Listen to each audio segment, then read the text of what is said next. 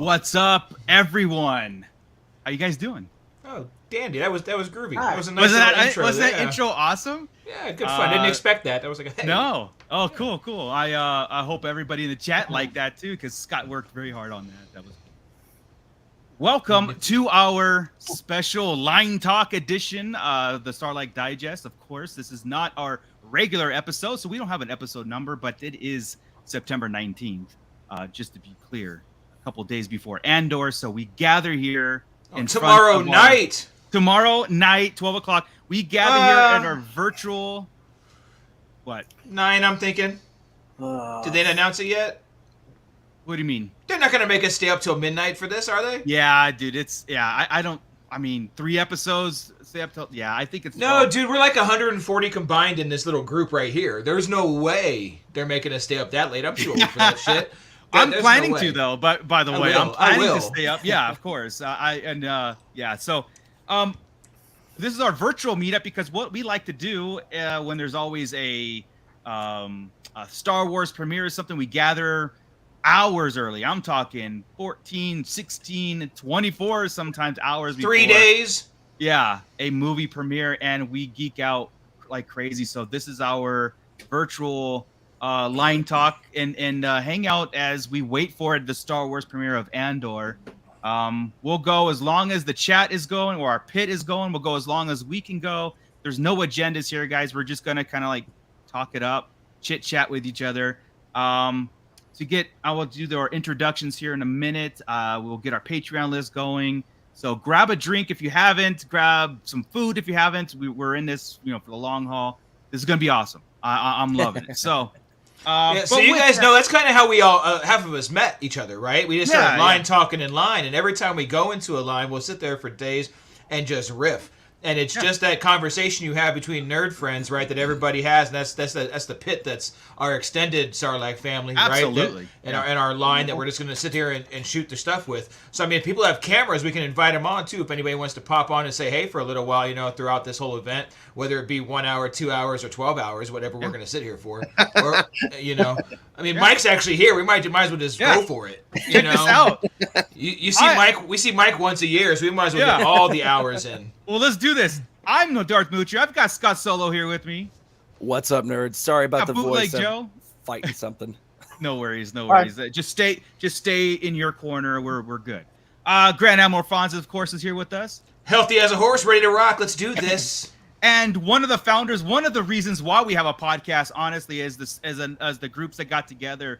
Fanboy Mike and Joey and Ernie were a part of a group. They came solo to watch Force Awakens, and then me, Chris, and a couple other guys came. Again, we had our group, and we just like 99, 95. Yeah, good. A couple 95. I've heard this Friends. damn not story. a couple. Yeah, but yeah, Chris has heard it a few times, and man, being back behind that many kids was humbling. But we got to get to know you and Marco, and I thought this was one of the greatest connects that we've ever. What did we do? We got there, we locked eyes, and 14 hours later, we were watching Force Awakens. Right? It was like instant friendship, dude. It really was, and we kept in touch. We did Rogue One. Last Jedi, I think, was our first side. Okay, let's do this. Let's do a podcast. And let's talk how we normally do, right? And we run the gambit. I mean, we start with Star Wars, run all the pop culture, end with Star Wars because we're going to go see it. And that's what I love about Star Wars in general. The family of that is the stories that you have after. Those movies take us one place, but then when you go to Celebration, when you go to Star Wars lines, you go to Comic-Con, you meet so many cool people. And a lot of people in the chat we've met too, in line too, like Gordon, Bounty B&B. I've met Matt Logic a couple weeks ago. It's just Santo cool. 1414 at Celebration. Not tons of people, right? Irvine I've met. Yep, it's neat. It's neat awesome, how that dude. works. I love it. Like, it really keeps us going as a podcast, as a community. We don't even let our opinions, strafe away. We talk it out. We text each other. It's an ongoing thing, right? So last time I ran into B&B, she told me to get out of her Walmart because I was hunting. This is my territory. Yeah. So a lot of this friendship comes from toys too, you know. So, but yeah, I just want to kind of get everybody introduced. I'll hand it over to Scott with his voice. You know, bear in mind, we do want to shout out our Patreons. We do want to give everybody that's gives us a like and a sub, everybody here, everybody in the pit, everybody on the extended family, a warm welcome, thank you for making our 1,000 subs before Andor.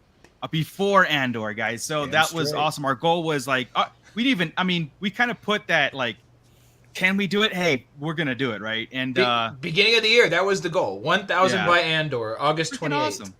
That was awesome. I loved it. So with that, everybody, so Scott, go ahead and shout out our Patreons. You got it. Thank you one and all for being here with us. We really appreciate it. We appreciate the 1,000 subscribers. It's absolutely amazing that you helped us achieve that. And a special shout out to our Patreon patrons.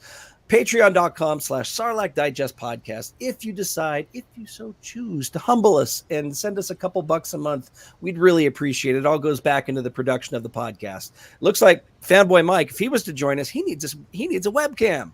So that's you know, what I'm saying. If stuff like that, you know, if he just quits his job and like does this full time, I mean, who needs to we pay get bills? him a mic and Who needs a band? We're at 1,000 now. I mean, come on, it's big time, We're Mike. in, fellas. I mean, this You is with it, it. Mike? I mean, Come on, let's go. It's like prime time. NBC's calling. They want to see if they can get a special about us. It's awesome. Absolutely. Made for TV movie right there. And probably an after school special about what not to do. But let's give a special shout out to our Patreon patrons. We've got Nicholas Schaefer. We've got Ryan and the Star Joes. Cliff. Don and Brady of the Escape Pod podcast on the Red 5 Network. Hey, did they hit a goal today too, Chris? Oh, the Escape Pod podcast hit their 300th sub today. Awesome. So big stuff. And actually, congratulations. in the pit when we get to Chantel, we'll mention hers too. So yeah, lots of stuff going on in Red 5 today. Heck yeah. Nice. Flavy Davy, formerly of the Nerds with Attitude podcast, Don the Dad Dorn, Justin the Vanilla Thunder, Mervine, Gavin Connor of the All Cure Holy Hour podcast, and Brandon and Anya Epler. Sorry, my voice is going. We're enjoying it though. I appreciate that. Crystal Lamphere, AJ from the Forbidden Panel, and of course, you know, our one true, the one that's closest to our heart. That would be Fanboy Mike, our patron, Fanboy Mike. We really appreciate you, Fanboy Mike. So thank you all for your subscriptions and being Patreon patrons. Yeah. Oh my God, I need a drink of my tea. Well, like I like this torture. This is kind of fun. So, oh God, wear him out now so he can't argue with me, and I get to win all of it. Yeah. There you go. Hey Scott, in the pit, we've got a lot of people joining us now. So why don't you go ahead and continue that and shout everybody out? You got it. We've got Lunar Girl in there. Hey, Lunar Girl, what's up? Andrew JLA boy, General Shinobi. And that's Chantel. And Chantel, Scarif After Dark today. A newer show. 100 subs today. Awesome. Red 5 coming up big on the same day. How crazy, right? Nice. So, a lot of good milestone subs there. I remember, you know, each one we all count down, right? You know when you're getting next to that big one. Yeah. Because, I mean, our chat the last week, we've gone up like 70 subs this week. Yeah. And you could see us counting down. Like we knew it was close. And you'd be like 77. 71. Yeah. And just go. And today was awesome. Ridiculous. Today was nuts. Got a being that the number was going to grow. Yeah, that was it. Shit. All right. So we've also got, let me see, Miss Sunflower's in there. Dragon Buddy. I think Mando Mike is in there. Good Lord, there's a lot of people in there right now. I'm scrolling through. Hey, Batu Bay, how you doing? Did you say Matt Logic? He's in there. I'm getting there. Oh, Matt Logic 44. I'm telling you, people are just popping in. Yeah, Laxavrax in there. Nicole Marie, what's up? How's it going? Welcome aboard. Give us a shout out. Be part of the show tonight, and I'm gonna stop talking.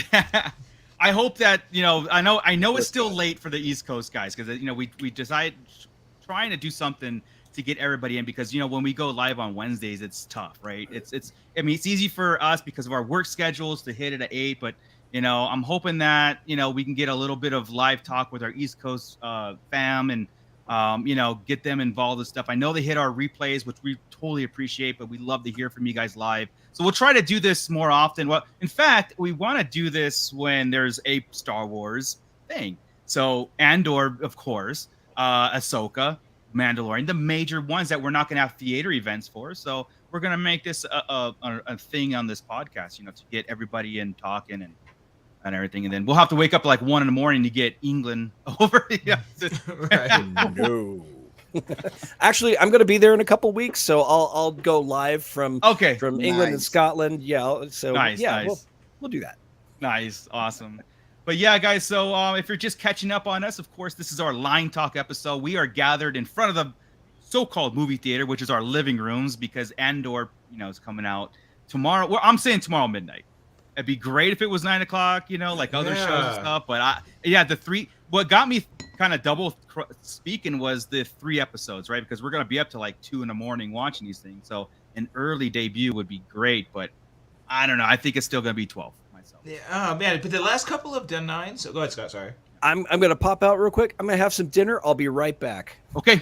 I would say, okay, like they listen to us all the time anyway, right? The reason they're doing 3 in the first place is because they hear us. So, and we're sure of this, Disney. Don't take it away from me. Okay. So I know they hear us say at 9 o'clock. We'll be done by what? By 12. By 11:30. Right. You know, there's no way. There's no way they'll do that. Yeah. Exactly. Like I said, I it's just because it's officially supposed to be on the net. Like, I know they put it on midnights, you know, but I don't think they count on it. You know what I mean? Like, they're like, they'll watch it on Wednesday. But were any of you guys bummed out that they were as short as? I mean, I honestly thought we would get 45 to like 50 minutes. Well, they're like 38 to 47. Yeah, they're the norm, which is about. I think Diego Luna said it's about the 3 episodes are going to be about 2 hours, 2 plus like a little over 2 hours. That's around 40 minutes per. Yeah. The first 4 were like that, like 38, 47, 42, 39, like that. It should be not bummed at all, dude. We're getting like 10 episodes or 12 episodes of this plus another season. I'm not bummed at all. Okay, all right. I didn't know the logistics of it all. Well, because somebody's not listening to the show, Mike. Yeah. Guys, it's a miracle you have me on right now. And we're thanking sweet baby Jesus you're on.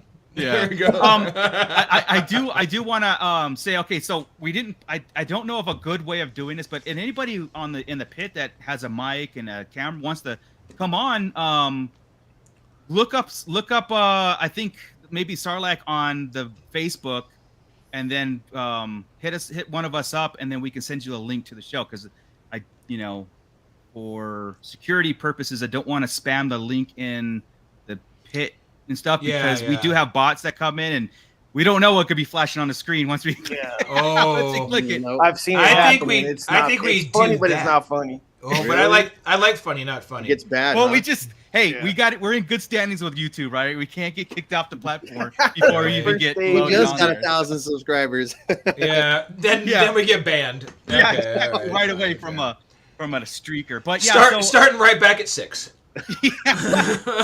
You lost your whole account.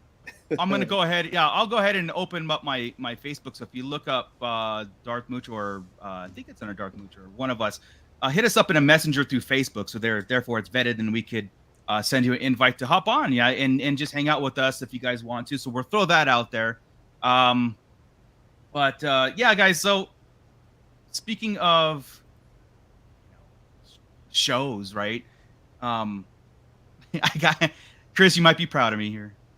Oh, did you? Again, guys, just bear with us, because we run the gamut of everything. When we see each other live, this is exactly how it goes. I'm at episode 4 in Peacemaker. So Jesus, at episode 4. No, I finished it. I finished. Oh, episode 4 is like a great episode, right? Okay, Are you not hooked at this point? Oh, good, dude. Did you cry? I didn't cry, but I was just like, good. I mean, I feel it. Like, I don't know, guys. Like, I'm really. Remember, I tell you all the time, like, I'm not that impressed with the DC movies. You know what I mean? I can care. It's almost because I feel that they don't have that connection like the Marvel Phase 1 did, right? Like the first 10 years. DC was just kind of like scattered. Oh, yeah, they kind of connect. They don't connect. They don't talk. They talk. Who knows? But I'm digging this kind of format. First off, a rated R DC. Second off, how they're doing this, and how the continuity in just the dialogue. It's fantastic. He knows they all exist, right? They all exist in the same because he's been in Suicide Squad, so they're all around, right? I mean, we know this. He talks shit about them all. He obviously hates everybody in the Justice League because he's not one, which I love. That he talks trash about everybody in there. It's great. And then when you hit episode 4, I mean, it's pretty. The soundtrack is fantastic. Man. John Cena somehow is an actor, and he's amazing, dude. Yeah, who needed that? I didn't need that. I didn't think. I didn't know. I didn't know we needed John Cena as in DC, let alone anything. I'm into it, man. Yeah. But 4, dude, what a great episode, and that end montage, right? That's what me and Joey talk about in that channel all the time. It's like that damn montage at 4. That's a great montage. Yeah, I'm watching episode 4, thinking like, okay, the guys told me this is the key. This is the key episode. This is the turning point episode, and then.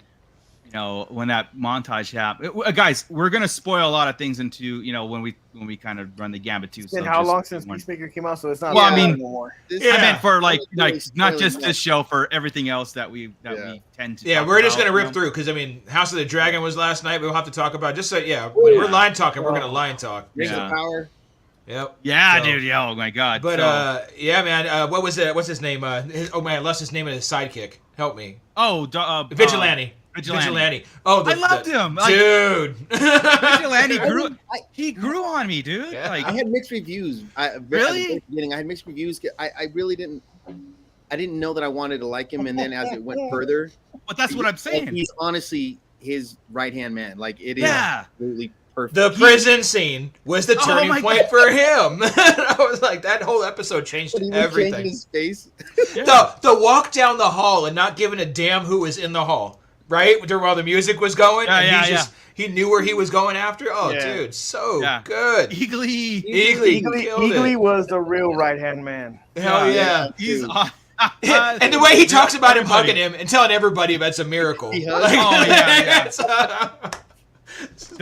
Like, there's so many good stuff. Like Batu Diebeard. That dude, you're right.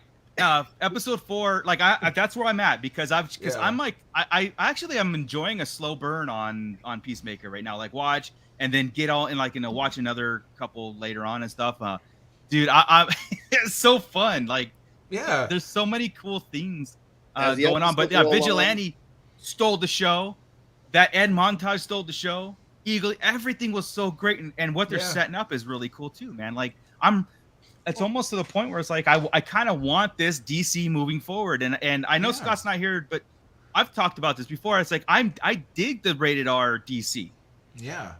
I dig it more than Deadpool. Yeah, and even you end up the villain isn't even a normal villain we deal with all the time, right? But I mean, how much worse can you get than a racist child abuser that I mean? It's like, damn, this guy is like horrible. Love to hate him, right? Yeah, man. It's needed. Good villains too. Yeah, that's the great thing about. See, I've always been a DC fan because to me personally, I think the characters are a lot better than Marvel. Like the villains especially are a lot better than Marvel villains. 100%. I love Marvel, don't get me wrong, but DC's always been my go-to. That's a tough one to chew on. This whole stuff right here, this whole thing, all that's DC, all that. So, and I think the DC rogues, I 100% better than the Marvel stuff. Yeah. Yeah, and like I said, I mean, you got your one-offs. You got to deal with Doom and all those things, right? But as a whole, as each hero has a rogues gallery type thing, it's awesome. Yeah. General Shinobi, you guys can curse all you want in the pit. I think that's no problem. I get 1 F an episode, and I'm saving it because it's a pretty long episode, so I don't know where it's going to drop. Days. Yeah, the old SoundCloud days, it was. I mean, we had changed, but I'll post the that. I don't think that's a problem. But the dad, you love to hate him, dude. That's the point I tried to make a long time ago about people watering down shows. There are things that you still need to put in the show so the audience can be like, I hate this guy. When he dies, it's going to be so much more, eventful. I feel like they broke the barrier. Like a lot of times when you're watching something, you're like they're playing they're playing real close to the heart, and they're not trying to break the barrier as what Peacemaker did. They absolutely broke the barrier and destroyed it. They let it all hang out, every bit of it. I love it, dude. Like, I think that should be the norm moving forward. Honestly, I mean, you would HBO and James Gunn and DC aren't shying away from it, obviously. So, Batu Bay says, I've always prescribed to the saying Marvel is about humans becoming gods, and DC is gods becoming human. Yes, DC is more complex. Absolutely, yeah. Yeah. That's a good perspective. Yeah, I agree with that, and DC is just more complex overall, right? Like it just seems like the villains are more complex. The heroes, I know that everybody's got daddy issues or orphan issues, and that kind of goes both sides. But it does seem like it goes deeper psychologically with DC, both sides. You know, I can accept that with Batman, Superman. Some of these deep characters that Also, what DC does that Marvel doesn't is they have their own like their cities, their settings are different, right? Yeah, like you're always dealing in New York City with Marvel, or you're in San Francisco. Just a few different places, right? You're not going to deal with a lot of places. But and if it does happen, you're kind of like, okay, my suspension of disbelief is tough because you know how it would all work. But when you start dealing with Gotham and Metropolis and Coast City and Central, all these things, they have their own personalities, like the towns, and that's what makes it kind of cool. Is you're dealing with the people, vehicles in some instances, or whole cities, and then everything has its own personality and becomes a character. It's kind of like the Millennium Falcon. It's actually like real world building. They really, and that's always been a thing. Like I said, with growing up, I've always appreciated that more. Batman's my jam. I love, and it's not Batman. It's the world that Batman has created, or that Gotham and all the villains. Yeah. That has been my why I read Batman comics, why I collect the toys, talk about it all the time. But yeah, Batman in LA or Batman in New York just wouldn't feel as cool. No, right? You need that grittier, even if it's filmed in Chicago, right? Yeah, in Chicago is just not gonna completely fly for Gotham. It's just you need this dirtier, grittier. Yeah, man. Like I remember getting some Batman comics before the New 52 came out, right? And it was, I believe it was the Dark Knight series, and the opening pages is the Joker in an alley dressed like a homeless person, and then another homeless person comes up to him and he just guts him in the street. Literally gutting these like three homeless guys in the street. And I was like, I'm a horror fan. I love it because it set up. It wasn't just horror for the sake of horror. It was the Joker. It was do something. It was gutsy. And then when the New 52s came out, it was like, wait. How about like what? I get new stories, but it was like really watered down, stuff. But now they're reverting again. Good. What is 52? Explain that. New 52 is when they always have crises in DC, right? You have Crisis on Infinite Earths and all these different crisis things, and it resets kind of the timeline. Well, then Marvel kind of reset the timeline to where your issue 1s all came out again, and there were 52 issues of 52 comics in 52 weeks, right? Which started getting dwindled down because that's a lot of shit to keep up with, dude. Oh, it's a lot, dude. And that's when I lost it because it was right after Blackest Night, right? It was right after that right there, which was fantastic because I was deep in by Blackest Night. It was everything before up until that point in canon, everything was loved, right? And then all of a sudden, New 52 came out, underwear changed, crazy stuff happened. I'm like, you know what? Yep. Everybody, it was just so weird to see everybody change right there and all these stories. And you started doing new origin stories a bit. And Batman Year One. Not that they're bad stories, even. It just wasn't jiving with me, all of it. And what they are continuing that it's Flash, right? Flash creates the Flashpoint, which what was cool is that the only story that stayed the same was Flash's story, and the New 52 Flash.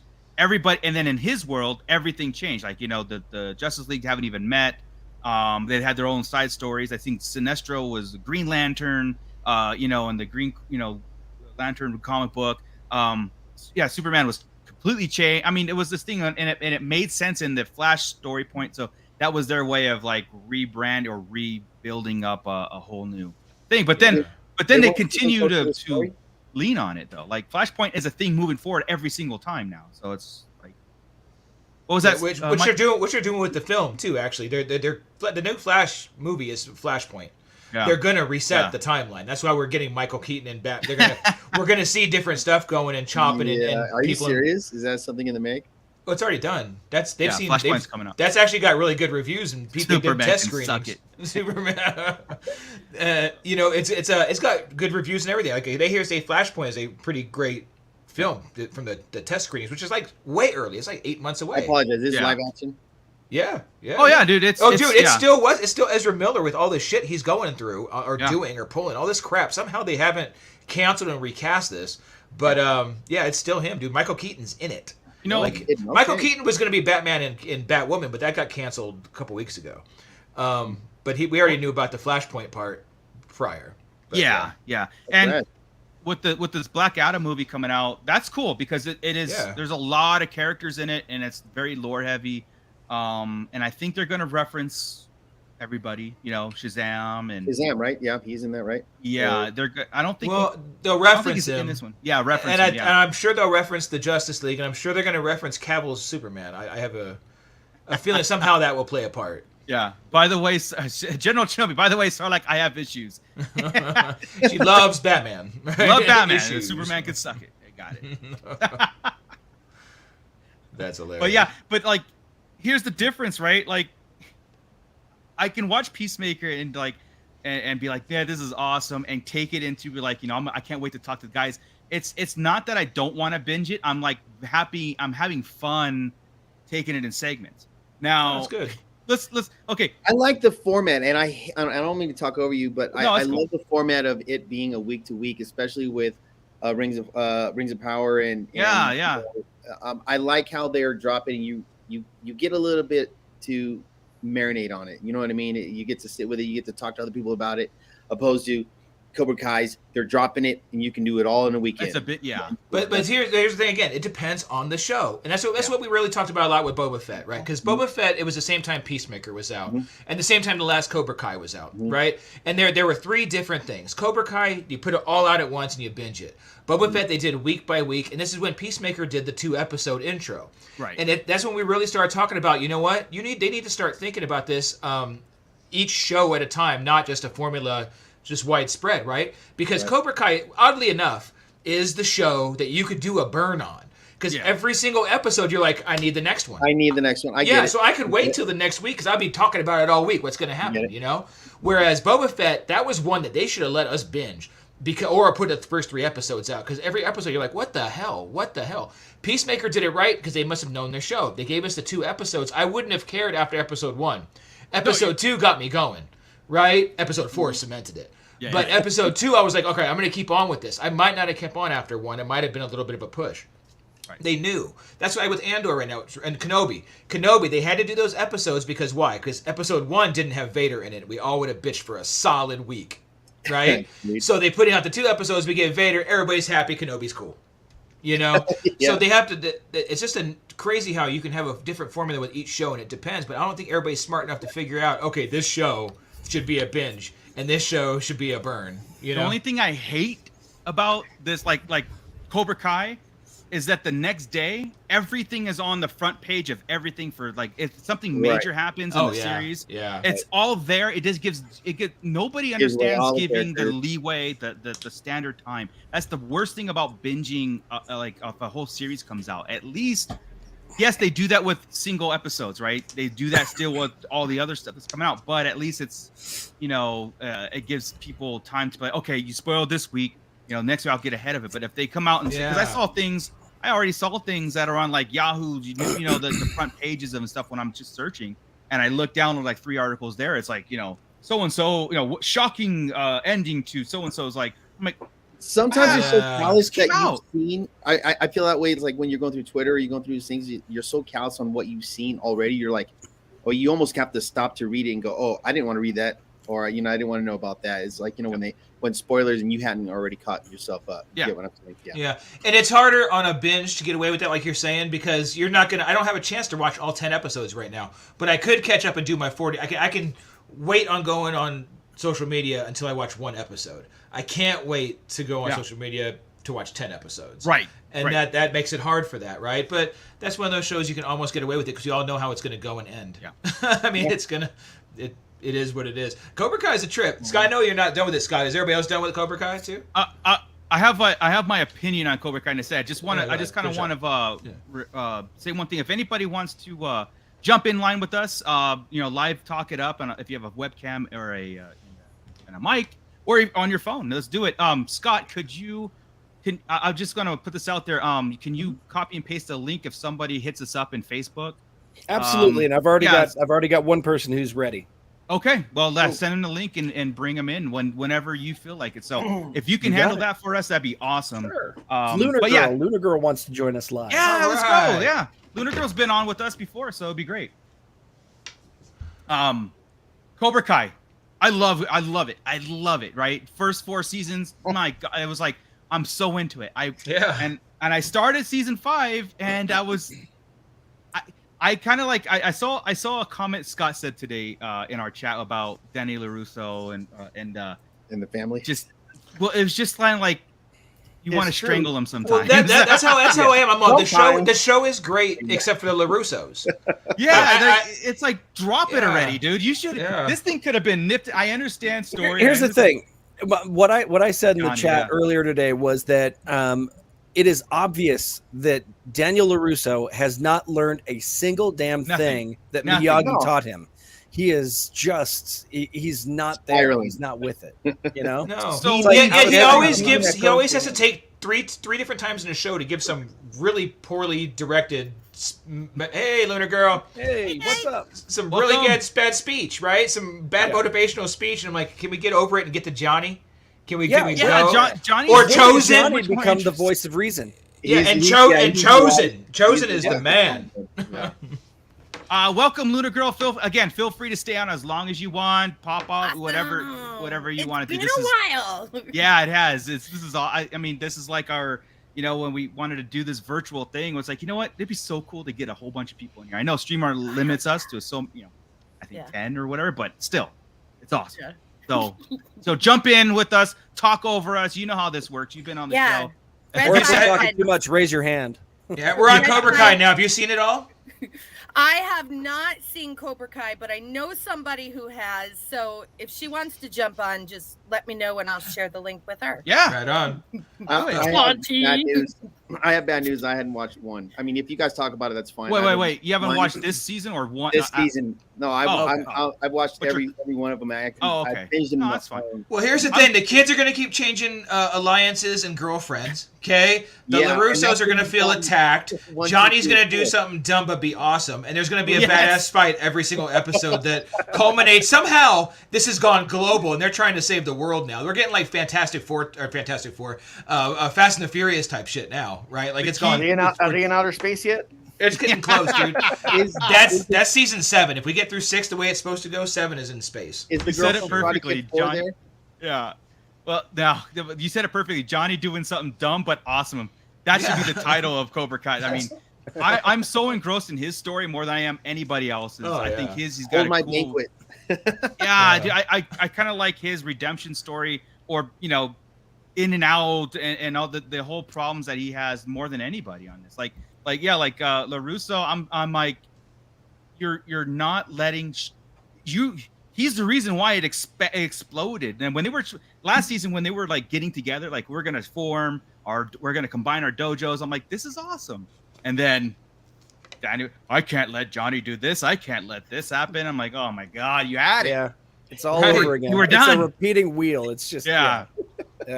I'm only one episode in the season, but feel free to like. I didn't know that either. But I'll tell you what, this doesn't happen this time. This doesn't happen. They're good, and Chosen from Karate Kid 2 is absolutely the best thing that could have happened to this show. It's like he's awesome throughout the entire season. Because I mean, he was downright evil in Karate Kid 2. He talks about it later. It's really good. It's that's what makes it awesome. And he's Master Sensei, right? So like when they introduce him later in some of these stuff, they say Master Sensei, and everybody bows. I mean, it's like it's neat how they've played him up. I dig it. Yeah. I'm 4 episodes in, and I'm enjoying the show as a whole, but I really want to punch Daniel LaRusso in the face. It's just the dude is. Do you guys think that's on purpose this season? Like, you know what? I've wanted to punch him since season 1. Yeah. It was rough, man. I'm with Joey. It was that. God, man, he's supposed to be the hero of the whole thing, and you're just like, what are you doing? There is kind of a role reversal, but it's very human. It's like these two, like you go back into the world of Karate Kid and their little high school tuffle and everything, and they were like the town heroes and how their parallels and everything, but it's a very human story, which I appreciate a lot. They're not bigger than life. It takes place in in this little town, like and that's what's cool. It's like this little town story of these two guys. That's what I loved about it. So I'm wondering if the writing is supposed to be. Resita's not little. Resita's like. Well, Like Daniel almost... LaRusso's doesn't live in Resita anymore. It's just funny how they make it that Resita's fabric is ran by karate. Yeah, that's what I mean. Okay, Logan and I are watching it, right? And I'm sitting here, I'm all, how many dojos do you know up here? I said, how can a whole town, right? Cobra Kai. Oh my God. Actually, literally up here. And who knows about any of it? Like what's going on in the inner workings of it, and what big ass karate tournament takes over a town. And I'm telling you, when you guys get through with this season, it's not just this town. Silver has global aspirations of domination, and Daniel and Johnny have to stop kids around the world from feeling their pain. I just want to know if the girl from Karate Kid 4 is it. Not yet. You mean next Karate Kid? Is that what it was? What was her name? Hilary What's Swank, the actress name? Hilary Swank. There is a woman from there, one of the other girls on there, but not Swank yet. She's the only one missing. So after this season, she's the only thing missing from any of the movies. What about Will Smith's kid? Is he in it? No, we don't talk about that Karate Kid. But it's Will Smith's show. I mean, I'm surprised he hasn't shown up because it's his show. Cobra Kai. Right, so Cobra Kai. Welcome. My Welcome. bestie. Nice. Hey guys. Thank you. hello. You're Thank you. welcome. Yeah. Hello. So like I'm gonna finish watching it by, well, not by this weekend because I got Andor to watch 300 times, but Yeah, right. I'll binge it. I end up doing that with Cobra Kai. I did that when it was on the the YouTube. You know, I was just like, holy crap, what is this? I'm watching this. I binged it on one Freaking Saturday. brilliant. I did it in one Saturday. I woke up it was 7 a.m. Woke up and did the whole thing all the way through. Yeah, and that was last. There's nothing like those first two seasons either. It's those first two seasons were that's what keeps me amazing. This whole world building that they did, and like you guys said, like we were talking about, like, okay, this season they're going global with it. That makes it a good progression. I like that. But yeah, it was like their little corners of the world, and it means more important to them than the outside world, and that whole thing driven by karate and stuff, and it's just fantastic, man. So yeah, it is, but the thing is, it's so bad it's good, right? Yeah, I mean, we can all agree that it's not great writing, it's not phenomenal acting. The choreograph is just man. The fighting is Saved by the Bell with cousins. fantastic. 80s. It's 80s. It's such is. a go to 80s. It's perfect. I love it. Did you guys funny. know- Last Sunday, I was at California Adventure at Disneyland, and the kid who plays Robbie was there, and wow. he was living his best life. People were coming up to him left and right, getting photos taken. He was doing square off photos with people. It was incredible. He was just eating it up. It was amazing. That's So Chantel, you watched the whole season? You obviously you binged it, right? No, I had to stop because I'm watching it. I'm watching it with my boyfriend, and he's a little bit behind, so I'm waiting for him to catch up. So we're about to start season 4. Well, shit. Look at God, this. okay, you're really behind. Season 4. That's funny. I understand now. Yeah, but it's such a good show, right? It doesn't matter. Any of the seasons, they're all the same. But they are awesome. Just fun. But Shanti did all of those seasons in 1 week. So Damn straight. I can it do that. Hell yeah, it's fun. Oh yeah. Oh no, I think it. The funny part is I don't even really like the Karate Kid very much. I've seen it in pieces. I'm very well aware of it. Obviously, it's such a pop culture thing. So, but now I'm like, now I gotta watch the movies. Now I gotta watch. Oh yeah. Well, no. Right. Just the movie, not movies. Just the first. Well, no, you gotta watch the 3. Even the third one you have to. You don't have to. terrible. You've I'm not got to watching get Hillary. through the third one so you can see Silva. And his guy. That's true. True. Yeah. What's his name? I've lost his name right now. Joey, help me. Oh, the Which one? What's his fighter? The furniture store guy. The fighter in 3, the guy he fought, Cardi's bad boy. Oh. Yes. You got to deal with his ass. The flat top. Yeah, the it's kid right with there. the flat top. Yeah, Drago, but not. Yeah. Yeah. Drago, not Drago. God. Yeah, they What's haven't funny- seen shit, Joey. It sucks. Anywho, yeah. Here's some trivia. Here's some trivia. That guy. So the high school in the Karate Kid movie, and somebody probably knows Mike this, but Barnes. That's it. Mike Barnes. Thank you. The high school is the same high school film location as Nightmare on Elm Street. Nice. So, and there's a scene in there where Daniel's on the locker and there's writing on one of the lockers. You watch Nightmare on Elm Street, it's the same locker. So, ergo, it's the same. Karate Kid is the same universe as these kids in Elm Street being. I love it. Nice Easter egg. Yes. Funny. Nice. That love it. The golf and stuff from the first movie is down there off the what's it off of? I forget what it's off of, but it's on the way to LAX, stop in Downey. No, not the 405, 605. Off the 605 right there, you get off. It's right there.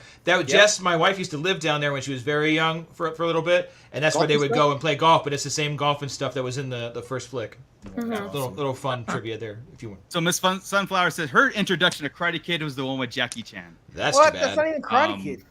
But That's you know what? that's I Kung would Fu, be- dude. I would That was be more like okay Kung with Fu them Kid. bringing Jackie Chan in. I'd be okay with Jackie Chan making an appearance. Just leave Jaden out of it. I think you're gonna have them both since it's a Will Smith produced show, right? So I'm sure you're gonna have them both. But they But didn't I- have a storyline. It was just a recreated Karate Kid. It wasn't. Yeah, it was a like- reboot or a It wasn't even Yeah. real karate. That was kung fu. Mando Mike says that's West Valley High School. West Valley High School. Yeah. So again, in the you know how like Ridley Scott has their cinematic universe, like Aliens and Blade Runner are confirmed to be in the same thing. So now I'm putting Karate Kid and Nightmare on Elm Street in the same. So we could bring Nancy theoretically over to wait, Cobra Kai. wait. Yeah. Wait, hang on. Wait a minute. So Blade Runner and what is in the same universe? Aliens. What? Really? Ridley Scott confirmed all his movies are from the same universe. Good to know. Blade Runner is the the technology before because of AI, right? Because of the AI. See, this is what we do, guys. We switch gears like on a dime. Because of the AI, because Alien and Prometheus started with the whole AI stuff. But the time traveling, there is a timeline of when space travel was being mentioned in Blade Runner, like in one of the director's cuts and stuff. So fast forward to Aliens when they did, Awesome. Interesting. Okay. Did not know that. Yeah. Ridley Scott confirmed that, so it's it's not. This is Well, now you got me looking up the rest of his I directorial was just credits. asking that. What's What was he? But not credit. But what else did he do? Well, So- in the go ahead. Gladiator, G.I. Jane. I was gonna say, of when it. does Gladiator Black Hawk fall into Down. this? It's Ridley Scott's History of the World. That's Oh, past, present, and future. Yeah, Exactly. Gotcha. It's really That's what it is. yeah. wow. Oh man, did they ever ask if anybody's entertained in any of those other movies? Because I stopped watching those movies a long time ago, so that would be cool. Like if you had little nods in each one, like Pulp Fictions are they're all the same universe, right? Like you have a Tarantino verse, so I guess The Martian. Yeah. Wow. Who did Close Encounters? Yeah. I mean, The Martian would have Steven started it Spielberg. all. Steven Spielberg, Okay, yeah. thanks. The Martian would have started all that madness, right? That would have been good. That's Well, wow. if you want to do the 5 degrees from separation here, you got Predator, which is in the alien world, but not by Ridley Scott. Right. And Right. Predator is sort of the gladiator kind of stuff, going on, like going there and fighting to the death and doing stuff, and therefore there's your gladiator connection. That was weak. That's a weak connection. Hey, but it's a connection. I don't care. You can't get Moocher going. I don't care how Look at me, strong or weak the connection is. The word is connection. Confirmed. Say A win is a yeah. win. a win It is might be a done. weak argument, but it's an argument. That's what I'm saying. where does Black Rain and Thelma and Louise? Where do those two Hey, fit man. in? Thelma and Louise is just a We don't make the offshoot. rules. Right? Thelma We just- and Louise is Oh, awesome, but We just live in that world, right? It's Exactly. yeah, I don't make the rules, Scott. It's a side quest. all right. Thelma is the great grandmother of Ridley. Ridley. Ripley, Wow. by the way. Ripley. Sorry. She like go over the cliff and die. Yeah, see it's that a car? little- Well, we didn't know about the kids, and there's stories back then. Those people hid kids. They had to get taken away. There's a lot of stuff going on. It really has this whole thing planned out. There's a book. It's like Tolkien. He's Oh my There was God. a secret love child. yeah. Yeah, There you go. yeah. That You he's blew my doing this, mind. I'm like, I'm Mooch, sitting there you- going you like, where's did. my notepad? Chris, we're gonna need a chart. Yeah, we need a diagram. Let me start it up. Decision Go back to tree. the old Sarlacc Digest when we had them. And then we'll do a John Hughes universe. Oh, John Go Hughes. right Yeah, there. let me get you started with that. So Now we're talking. Now, I know we're aging ourselves. I mean, I know some of us are aging ourselves because, the original Karate Kid hasn't been seen by people in the chat. What? Yeah, so, like, Nope. We all know I'm ancient. Yes. Yes, he is. Scott, You can feel old, but don't make the rest of us feel old, okay? well, that's what I'm trying This not group to. That I'm has sitting seen there the trying original to. Karate Kid. What's wrong with that? I saw the original in the Karate Kid theater. movies. I always See? give, I always did give too. Scott Look a how hard I time. came out. I give Scott a hard time because there are some movies that I have found out that he's either seen once, he won't see again, and Blade Runner is one of them. Weird Science too. I'm no, kidding. Weird Science I happens told to be you. Okay. Now, That's a I've seen sin Weird right Science there. a couple You had times. to see Weird Okay. Science. Weird Science is I've seen great. Weird Science. Weird Science is fun. I like How it. many haven't times, seen Scott? Weird Science since the 80s. I haven't Twice. either. I've seen Weird Science twice. Okay. Okay, how many times you seen Last Pee-wee's Big week, Adventure? No joke, start to finish. I didn't bat an eye. It was start to finish. So many conversations happening. What was that, How Joey? many times you seen Pee-wee's Big Adventure? I have never seen Pee Wee's Big Adventure. All right, I'm gonna do a one-man I show am here outta on here Pee-wee's Big now. Adventure. I'm leaving. Took herself out. Wow. Okay, that was new territory. We don't usually jump to Pee Wee talk too often. That's like a once in a decade thing. It is. So- Joey and I Yeah. in a car on a drive home, and you I will hear the love entire Pee-wee's movie. Big Adventure. Oh, I was man. gonna say, are you guys totally gonna shun me if I say that I liked Pee-wee's Big Adventure? No, you're Oh, Pee-wee's Big Adventure. Don't be put on a pedestal. It's a Large Tim Burton Marge, movie, come which on. Tim Burton's one of my favorite directors. I'm amazed I haven't He's seen great. Yeah. Burton's I'm a great. Yeah. No, That's there's no- Shanti's other husband, Tim Burton. Jack. 80s Yeah, and 90s Ellington. Tim Burton. I don't know what happened after that. Oh yeah. Yeah, I No. agree. Once you get to what You know- was the God? What movie? What like Charlie and the Chocolate Factory? All that stuff. Please, Nah, forget it. no. Nope. Yeah. Don't. You know, I watched it. Have you watched Dumbo? The Don't. new. Don't go there. No. My favorite non-Star Wasn't Wars horrible. movie is actually Sleepy Hollow. That is my Oh. favorite non-Star Wars movie. Yeah, Sleepy Hollow was that's good. I did like funny. Sleepy Hollow was really good. You know, I watched that in the movie theater, and I was bored with Sleepy Sleepy Hollow. Hollow? I was Oh, it bored. cracked me I up. love the loved it. story. Yeah, I I've love never the laughed story. so hard as I do with all the blood hitting him in the face and stuff. I love it. He didn't suck you in and keep you locked in. No. Well, I, it's like I like said, my I love favorite the Halloween movie. He's awesome in that film. You guys got to come out to the East Coast. I mean, I've I- been there so many times. Oh. Beautiful graveyard, No, I wanna lots go of to the real Sleepy history. Hollow. If you guys like, Mhm. honestly, like nerd history, there Hmm. are a lot of nerd heroes buried in that cemetery. Yeah, cool. we're in Let's go wake California. 'em up. Nothing here. Yeah. I'm down. I'll bring a shovel. We're good. Yeah, dude. Sweet. Sleep. I did like let's see, Tim Burton. I did like Sweeney Todd. That was cool. That was Yeah. I great. liked That was Sweeney good. Todd actually. That was Yeah. probably the last one Yeah. I liked. And then It's so funny. probably- I didn't know it was gonna be like a musical. So when I was watching, I was like, like I hate musicals. I hate it. Whoops. But it worked. It You worked. can tell Right? Burton But really it- loves him. And yeah, then but it the was Office- also And then the Office rendition of when when he was doing the Sweeney Todd in the Office. Oh yes, what's his yes. name? That just Sorry, I didn't. But mean it- to- it was also, the first time that Tim Burton did a movie without Danny Elfman, and for me, that was just that. Yeah. I was like, "What is happening right now?" I know. Lax Ivrak, you've got a date in the cemetery. There we go. Woo! Conjure up some spirits. Yeah. Oh wait. Sure. Okay. Wait. So Batu Bay is saying Sherman, Illinois, is confirmed John Hughes universe. Yeah. Yes. Yeah. Yes, yes. True. It was confirmed in Jay and Silent Bob Strikes Back. I believe they. Oh really? That, It was. right? It was right. Yeah. Another classic. Right. Yes. And Gordon is here with us. What's up, Gordon? What's up, You're Gordon? late. That's Gordon? okay. You're all good, man. There's no late today. We'll be here late. Speaking of Gordon, here I go switching the channels again, but I gotta talk Lord of the Rings. I got to talk Okay. Yes. about Rings yes, of Power. Yes. Okay. Okay. I'm game. Yeah. So Right on. okay. to me, this is it's so good. It's so good. It's It's awesome. so I even told So Scott good. this. Yeah, I go. I love. Trust me. I love the 6 movies of Peter Jackson's The Hobbit and Lord of the Rings. I love it. I think they're fantastic. They're But I really beautiful. think but I really think this series is true to a Tolkien story, meaning they're taking their. I mean, there is a goal in mind at the end.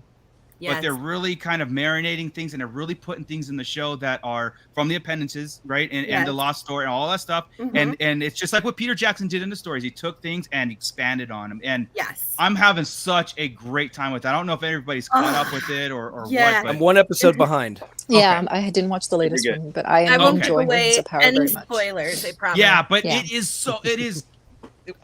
God, It is gorgeous. It is gorgeous. Thank you. Sit on the end of your seat. Fantastic. Like I have I was a. watching acting is one of great. the episodes, and if Yep. you remember anything that they've ever done, like if they would have broke off and did like a side story or something, like if you watch it on television, it was like it almost felt garbage. But like when they're telling these stories and the amount of production and the amount of money that's spent in redoing $1 these billion shows, in this production. $1 billion.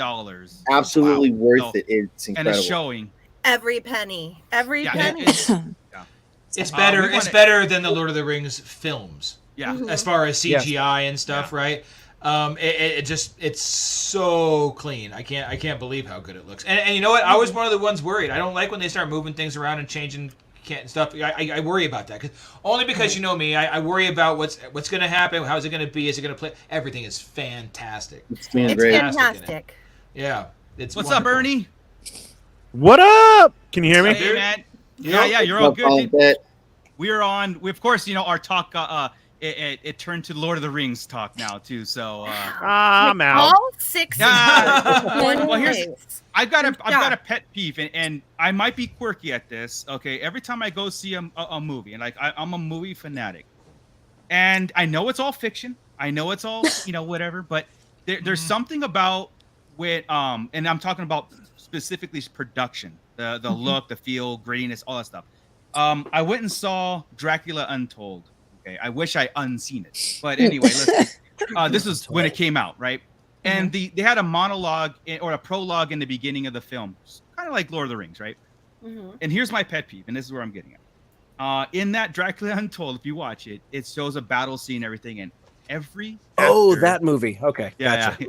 every actor in there, they're fighting. A little bit. It's PG-13, so it's a little bit of blood, but pristine white teeth, fingernails are clean. They got little bit of dirt on there, whatever. And I was out immediately because to me, production is almost everything in a film. Yeah. I was attention worried to with detail. that. Yeah, sure. and I was worried with that with Rings of Power. I really was. I was like, you've got to pay attention. Just like how Peter Jackson, to the finest bolt or nail that they used, he made sure it fit in the world. And I'm not disappointed into Rings of Power and how they're doing things. It was like from the first shot, like I said, like what Lunar Girl's saying is how gorgeous it is. I think I told the guys in the chat, Rings of Power is beautiful. And I kind of want to see where Peter Jackson felt. I want to see his reaction to this. I really do want to see is he loving it? Watch out. I don't see how. They are. I think they're staying true. Well, we haven't seen all of it, but I think they're staying pretty true to the lore and everything. I don't think they're changing a hell of a lot, if They're anything. not changing Besides too the old much, man, we'll see. But we'll see. Like they're crunching. Like my husband, who's read every single Tolkien thing that he can get his hands on. He's like Nerd. Yeah. The only thing he keeps saying is that they're time crunching because if they were to tell the whole story, it spans thousands of years, and they can't possibly do a series with thousands of years. So they're kind of crunching everything in together. Right. He said, other than that, there's a few brand new characters, but they're being told in the way of Tolkien.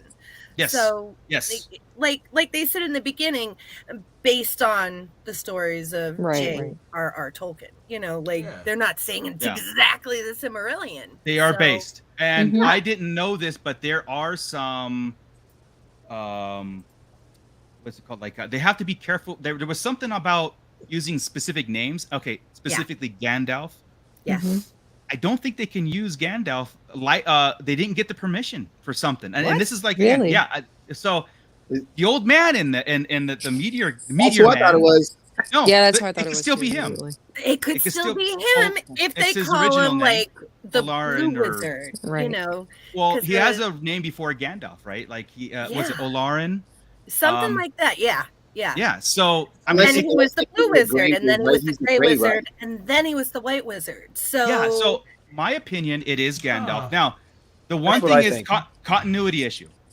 According to the books, the wizards weren't landed on Middle Earth until after into the Third Age, or the when Sauron was already defeated and coming back. That's when, according to Tolkien's books, and the wizards landed on Earth, Middle Earth.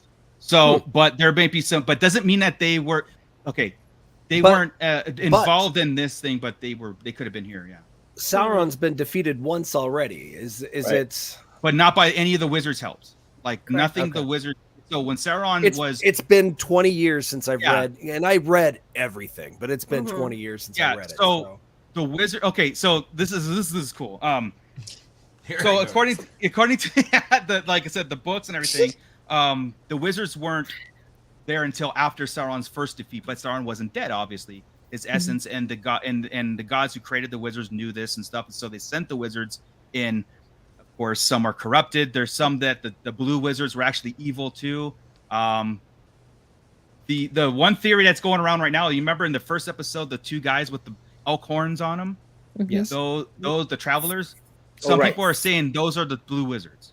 Oh, I think that would be awesome because there was I forgot what exactly was said and why that theory was, but I thought that would be cool if those were the two blue wizards and the meteor man is Gandalf. It makes so much sense moving forward that is Gandalf, right? Yes. I like that. That does, and that's what I was hoping when it happened, but I don't know enough of that part of it, right? Yeah. But I was like, he looks huge.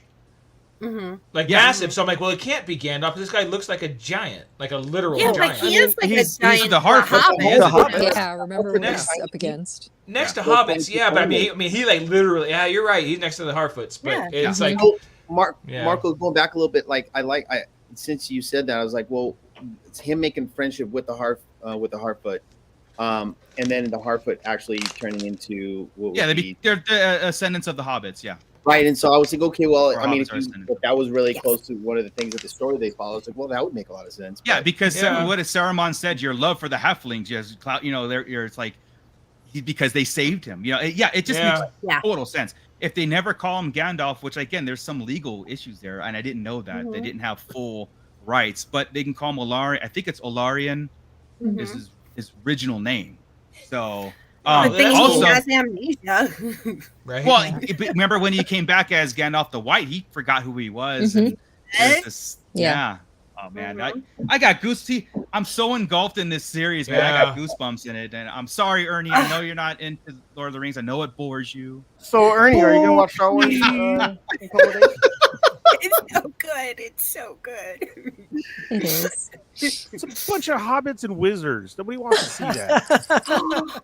Oh, I want to see Okay. Star Dare Wars you in a place reduce it far, just far to that? away. Yeah.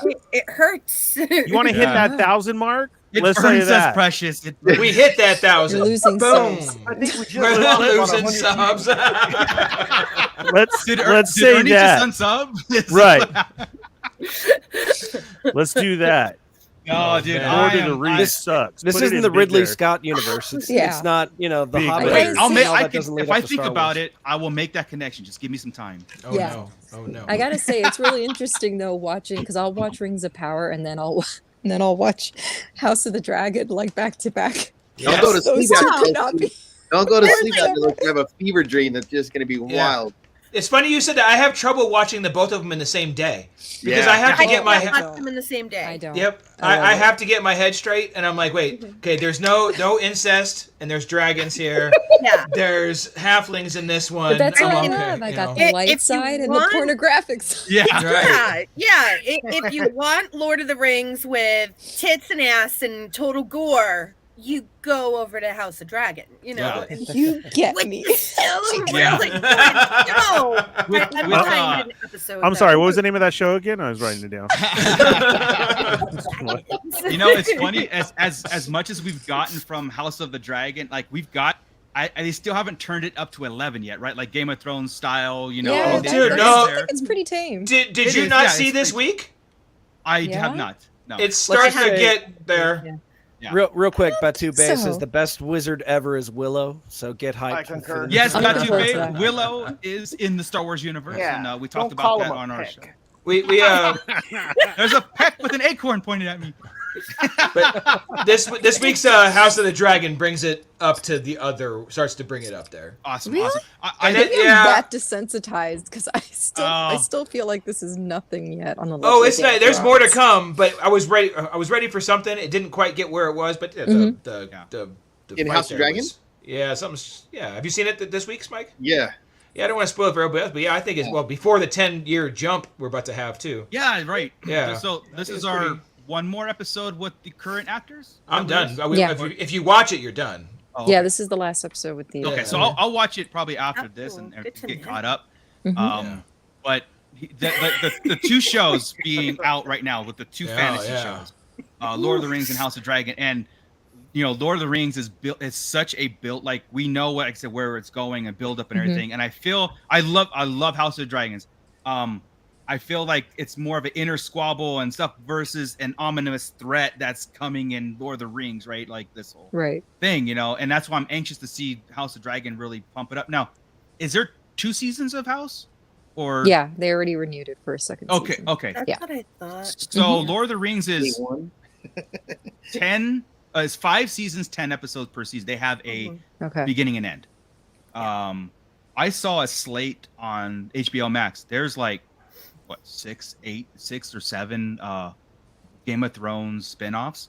House of the Dragon being one. They got the Sea Serpent as another. There's Oh my like 3 animated series is coming. And a Jon Snow after. And a Jon Oh, yeah. Snow. Yeah, like this is what I Weren't love. they That's going to originally tell the Children of the Forest too? I would like that, honestly. I bet that's pull one of that the up. animated. Would that be one of the Yeah, animated I ones? don't want Jon Snow. Yeah, I'm done. I Boring like Jon character. Snow. I do like. This But is I'm only done part post ways, Game of yeah. Thrones, right? They blew the ending there, and he didn't become. He's. Yeah. They kind of screwed that all up to me. The end. So I'm done post. I'm good prequels. Boring. So He's boring. Wow. He Didn't is. they I think he's boring. rush- Jon Snow is not boring. Take Yes. that I back. think he's Yeah. boring. Oh, he has a I chance to love redeem Jon himself Snow. if they were to go Like, sequel. Didn't they he's as rush the vanilla as final I am. Okay. season? You're talking they to did, someone Lunar who Girl. loves They did. Batman and absolutely hates Superman, so you can understand why I don't like Jon Snow. I think he's a goody two shoes wimp. I'm trying to look Didn't up they rush this. Wait. the final Not a season of Game fan. of Thrones though, so that Yeah. the directors can go and work What's on up, Randy? Yeah. Star Wars, which They ended rushed up it, not and happening. they didn't even have an end, No. right? That was the thing. They didn't have the end because Martin, he hadn't He hasn't written written it yet. Still Right. hasn't written it. So They rushed it so they can work on the Star Wars show that they're gonna leave. Right, exactly. Yeah. You know. Thanks, Pony Boy. We appreciate Pony you. Boy. Yeah, Pony Boy. Appreciate you, Randy. Stay golden, Pony Martin Boy. even Stay said, golden. stay golden. Even Martin himself said like you would had to have taken that show to like at least 13 seasons to Yeah. really wrap up the ending. So I didn't know why Yeah. they wouldn't. Is it? I didn't think the show was getting going probably down. HBO. Yeah, maybe. I mean, it Probably didn't seem like it was on dictated a decline. You know. I thought it was And because Martin- the story's fast enough. Yeah. They couldn't. Well, that was. They didn't want to wait 5 years for Martin to finish, maybe, and he's like, he was "I'll." brain farting. He was having. I think that's. And what- Martin even said that the ending that we saw is not the ending that he's writing. He had in mind, No. right? Yeah. Yeah. Hey, hit Lack's comment there about the Sarlacc or Hogwarts real quick. It's I'm time on for it. I'm on time for a reminder. Okay, reminder, folks. If you're in here now and you're new to us, or it's not a Wednesday live, just remember this isn't our normal programming. This is our line before Andor. When we do line talk, guys, this is how we really met, in line for shows. And we start talking, we start geeking out. It starts Star Wars. Right now we're sitting on House of the Dragon, and Lord knows what's about to pop next. So we kind of go through the multiverse of nerdom. And that's what we're doing right now. Wednesdays are regularly scheduled programming to talk about Andor, but today we are just riffing through Yeah. everything. And So- speaking of Hogwarts, let's get on Harry Potter. Harry Potter's turn. All right. Chris, my some books great are right side note. there. Oh, Let's man. go. Show him your Death Eater's tattoo. We would have 5 or 6 I can't. hours. I want it literally right there. I have long pants on. I can't. Oh, jeez. PG-13 show. PG-13. I'm just kidding. I'm an empty nester now. Pants are optional, so I'm not even. All right, just let's see. Miss Sunflower is saying so. The latter seasons of Game of Thrones is not canon. No, it is, but it was for TV. rushed. Yeah, It's canon for TV. It's not Severely canon, say, rushed. for the books, Yeah. so to speak. Yeah. I could totally see Martin though going, yeah, this is absolutely what's going to happen. Then all the blowback from the show and go, no, that's I didn't even want that. Yeah. It's basically what he said. It's basically what he said. Because he gave HBO an outline of the final season, and HBO needed production, so they went with it. So it basically is his story. They didn't make it up. And now he's like, they rushed it. They crapped all over it. I think he should just own, which I think at this point, you just own it and you just move on to other things. At this point, I'm over it. I don't give a damn what happens in the books. I'm over it. I'm done. I'm just digging the shows. Yeah. Right? Now, this is controversial, but it's exactly why I love The Walking Dead, both the comics and the show. Yes. I see them both as separate, Yeah. I don't The hold. show's pissing me off. Well, the show is fantastic. I love the show. Is the I don't show care still how going on? I don't care how much they're milking it. Now the spin-offs, forget it. I'm talking about Walking Dead proper, the Walking Dead linear. I don't care for Fear or that other one they did, and I was like, oh my god, that's horrible. Yeah, didn't really care for them. Yeah, either. and then the Rick and Michonne movie, I think they should just scrap it at this point. I think it is do it scrapped. good because. Yeah, well, but Daryl's going to France. But the Daryl and Carol show was supposed to be. I think that's gone. No, that was like yesterday. I was reading about it. He had mentioned something about it yesterday. Yeah, there's a Daryl and Carol spinoff, and in I France. think Carol is out. but Daryl is sticking with it. Carol. What else is he doing? Daryl. What else is he doing in life? I mean, in show, like he's. That sounds like Riding his bike. a Three's Company spinoff. Yeah. Mother, brother Daryl, and our sister Carol. What was the Three's Company spinoff, Joe? What was it? What's that? What was the Three's Company spinoff? There was one. Oh, Daryl, and no, Daryl. Strippers, Jack's Jack's Beach Beach Crowd. One. There was Three's a Crowd and the Ropers, and Jack's Beach. Oh yeah, and the Ropers too. I forgot about Jack's that. Bistro. Yeah, Was there a Jack had Mr. his Angelino? own. Remember, he had his own restaurant, and there only was like. I'll look that up right now. I know But Three's a Crowd. I remember that. He opened up Yeah, Jack's Bistro. right now we're having this line talk at the Regal Beagle. Yeah. Reminder, folks, if you're tuning in now, and we're LineTALK and Three's Company Somehow and we Mr. just got Roper. into Three's Company. That's a Next Ernie, Joey, keep me honest here. That's a first, right? I'm sure. Yeah. Three's This is Company. the that first was time new. Three's Company Yeah. has ever. It's a brought first, up. but this is And I'm actually still wondering exactly what the hell happens did I when our jump line into? talks. Yeah. Ernie, so I was coming to the Sarlacc show. What the F? Yeah. I'm all ready to go. Star Wars. Talking and about Jack here we Tripper. are. Yeah. Yeah, You know so what's so cool though? A couple of months ago, I binged the entire Three's Company and Three's the did. Crowd She and the did. Ropers twice. So my God. I'm all up to date. Wow. Three's Company's the best. It's The Ropers the twice. best. That's the key. Yeah. I shouldn't have been watching it at the age of 8 and 9. Let me just tell you that. That's when yeah, I watched it. There was Good night, baby. Good yeah. night. Married with Children and Three's Company were like my go-to sitcoms. It was like, or whatever they my call them. God. You know, they were my favorite. Oh my Oh, God. you have seen Married with We Children. can switch to right? Married with Children now. Okay, That's fine. let's do it, dude. I am a married. Let's do it. No, we So started the Andor. No Ma'am Club and everything, dude. We're Yeah. We can talk spin-off shows there. Marcy How come Kelly- Darcy. Marcy Darcy. Darcy. Marcy Darcy. God. Yeah. The man neighbor across the street. I was Gordon talking says, about "What's you, Marcy. Hey. Happy All right, Days is but great. there was a spin-off of Happy Days. What was that? It was I Love Mork and Chachi. Mindy. Joni loves Chachi. Mork and Joni, Mindy. Mork and Mindy. Joni loves Chachi. Yeah, Joni And loves Mork Chachi. and Mindy. And Mork and Mindy was And same Morgan universe. Freeman. Yeah, I forgot about And that. where it wasn't Laverne and Shirley Laverne in and the same Shirley. universe? Yeah. Yes, yeah, yeah. Were they? Yes, because they Yeah. had their crossover. They crossed over. Yeah. Lenny and Squiggy. Lenny Yeah. and Squiggy. Yeah.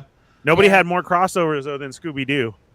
Was it Yeah. Lenny and Squiggy? Lenny and Squiggy were the brownies in Willow, weren't they?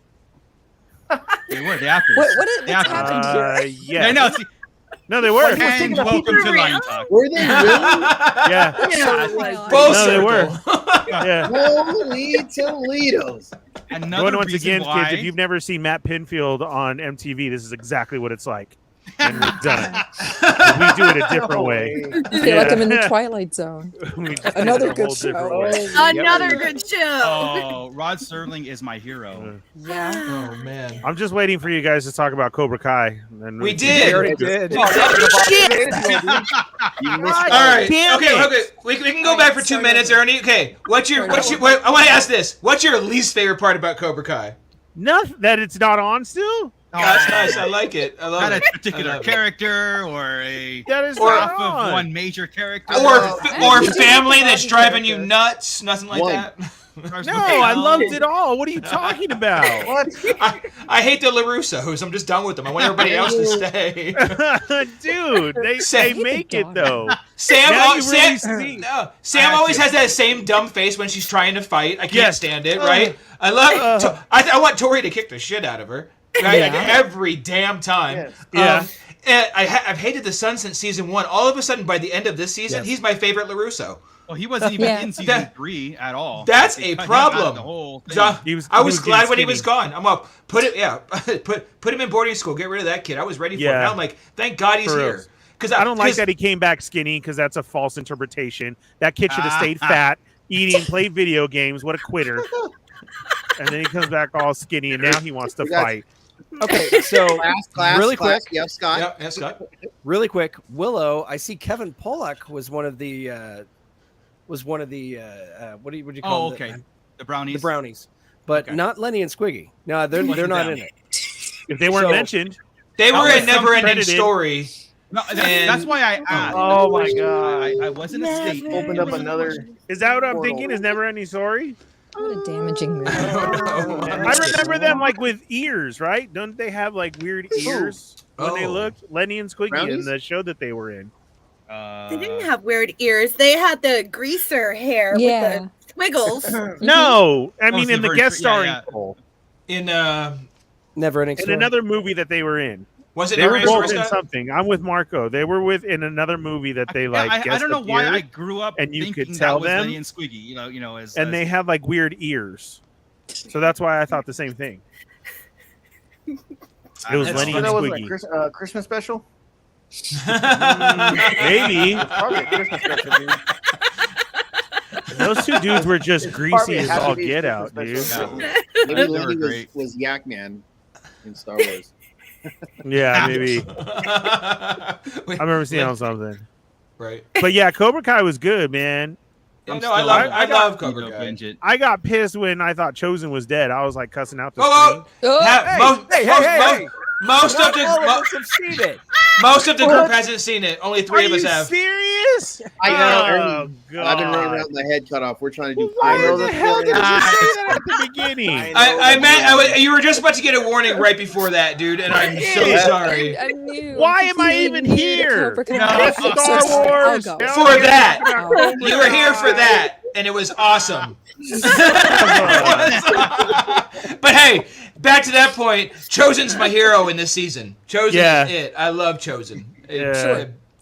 Yeah. All right. Oh, phenomenal. That's right. That's why Ernie's here. That was perfect. I've been wanting to say that the whole time, too. All right. Well, I Forget it guess now. we gotta Go have back it beyond to the your pit for Cobra Kai. No, Yeah. yeah, go back to your hobbits and wizards. The sun. Yeah. Oh, it's coming. So in. Full circle. We'll be back to it I'm in a waiting minute. for this. I'm waiting to insert D&D in this somewhere. So it's like, No, you can. Oh, Speaking of which, we're not inserting any D's in anything. We're just letting it be Speaking of right which, now. Marco, you're gonna let it. Nicholas Marco joined a tries- club at D&D at his school.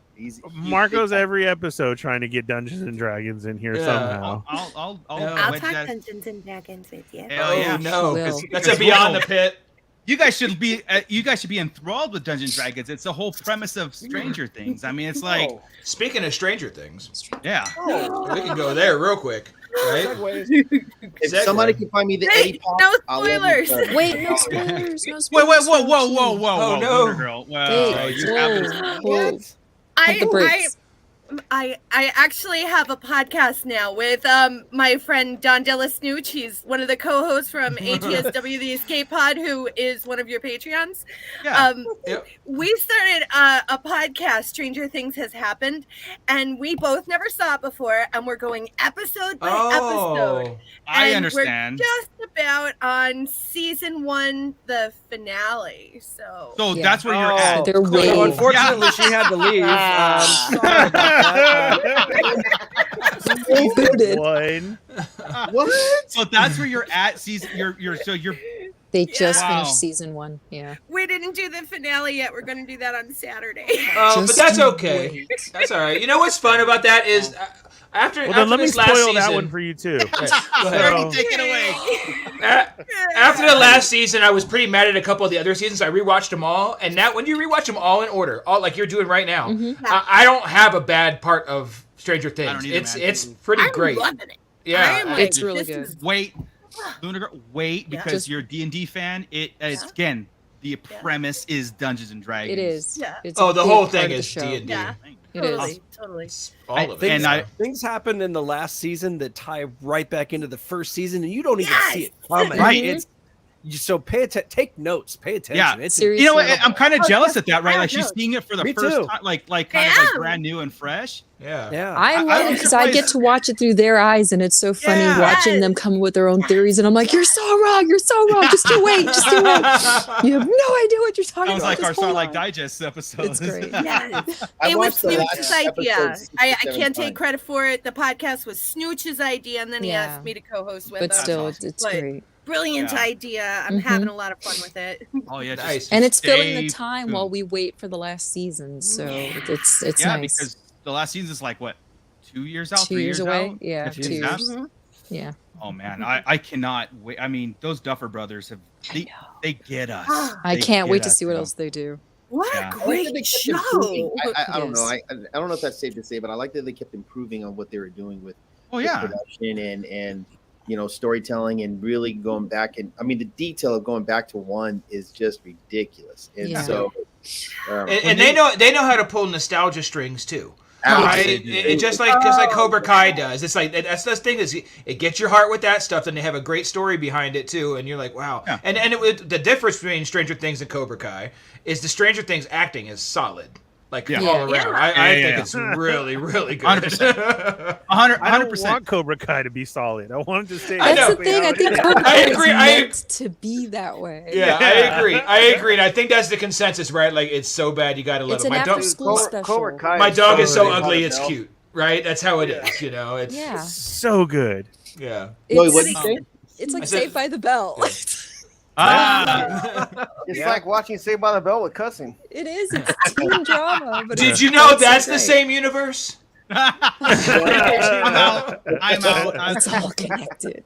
Kelly Kapowski is in Cobra Kai world. Yeah, we're gonna man. find out. We're gonna find No. out that Kelly is one of Daniel's old girlfriends too, because everybody else is. Might as well. Anybody Yeah. he hasn't dated. Yeah. Right.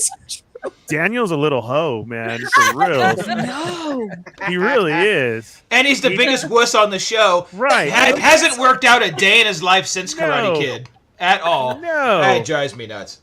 Come on, just kick his ass, Johnny. Every Yeah. damn time. Johnny. Johnny's my man. Somebody sweep his leg. Sweep his leg. I don't care. His Somebody- wife can yeah. sweep his leg. What was his name? Zach. What's his William Nick Morris. Zapka. Oh, Yeah. sorry. I thought we were talking about the other Johnny. one. No, we're Oh, talking no. Johnny. He played the epitome. You talk about John Hughes films, right? Like he played the epitome bad guy in the '80s growing up, right? Like the same hair. I mean, same villain every single time. And to have Johnny, where I'm like, I think I want Johnny's story more than anything Yeah. during Cobra Kai. It's true. Like I said, I'm so enthralled in his story. Oh, he's his the best part of the redemption show. Yeah. Yeah. Easily. Love it. Priest was pretty good too, getting him back. Priest is I do like amazing. Priest, yeah. Amazing. He's awesome, and But I'm waiting for him to don't say a damn thing. Not But I'm saying waiting that. for him to pop back up in the season. He's Yeah. got to break out of No, it prison or is. something. I don't No, know. it is. He went to jail. What? Maybe not. I don't know. I know. Crap, I am I- actually No, gonna I seen. hop off. I seen that season. I'm actually gonna hop off because I On was that note. No, I'm actually halfway through Karate Kid. I was watching the movie before I jumped on. Wow. Hey, well, glad you came on. Congrats on your 100 today. Thank you so much. We're at 103. So nice. we gained 3 more today. Thanks for joining us. Well done. No, congratulations to you guys on the 1,000 subs. So have fun. Lunar, thank you very keep them much. all in check. Okay. Okay. Do yourself a favor and start Karate Kid over from the beginning. Okay. So you have a whole. Okay. Don't want don't want Bye, guys. No pausing. Right. Oh yeah, dude. Awesome. I love these talks. I was gonna ask about 80s nostalgia, right? Like we have so many. Like okay, we love it because we obviously grew up. We're old. I know Scott's old, but we're old just too. I just turned 35. I can't get enough of it though. I'm wondering like how other people are seeing it, going like, okay, I don't get it. This is stupid, or like. We're talking about the biggest things out there, right? We're talking about Stranger Things. We're talking about Cobra Kai. And we're talking about Top Gun. Top Gun. Yeah. I mean, there's so many 80s, like that attention to the 80s nostalgia. We love it. I can't get enough of it. I want to know about the younger generation if they're like, I don't get it. They have all that brand new Marvel stuff that's being why?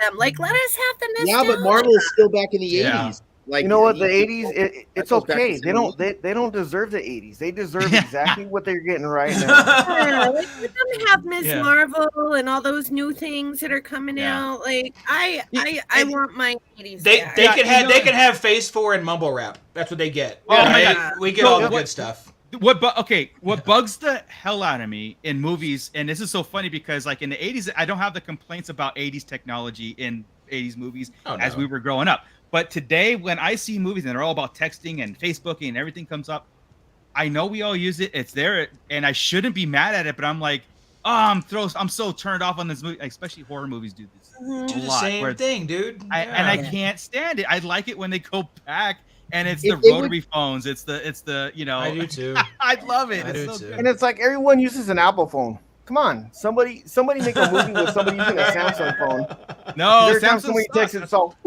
It's like, come on, dude. Because Apple's where it's at. That's all. No, I think the nostalgia, and again, it's saying it's that's where the money is. That's where the spend is.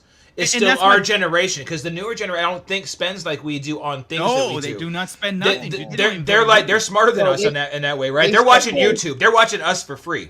You know what I mean? Where we're all doing this and spending money on crazy stuff. You know? Well, I totally have a theory about that. Like, all of you guys are like in your mid 40s, like me. So. I said it. Like, you gotta admit, like, our midlife crises right now, we want our 80s toys, we want our 80s music, and we want our 80s show. Like, we're not like the boomers who needed the flashy cars and needed to buy a new boat and wanted to get that beach house. Yeah. We just want our Ours toys. Is a life-size Darth Vader. That's our You're right. That's our Ferrari. I've got like 100 pops back there, like I just want toys, my Star Wars toys, my movies, like I don't want much. We've talked about this on our show too. A lot of times it's like, especially in the collecting world, like where, like an Ernie has a toy world.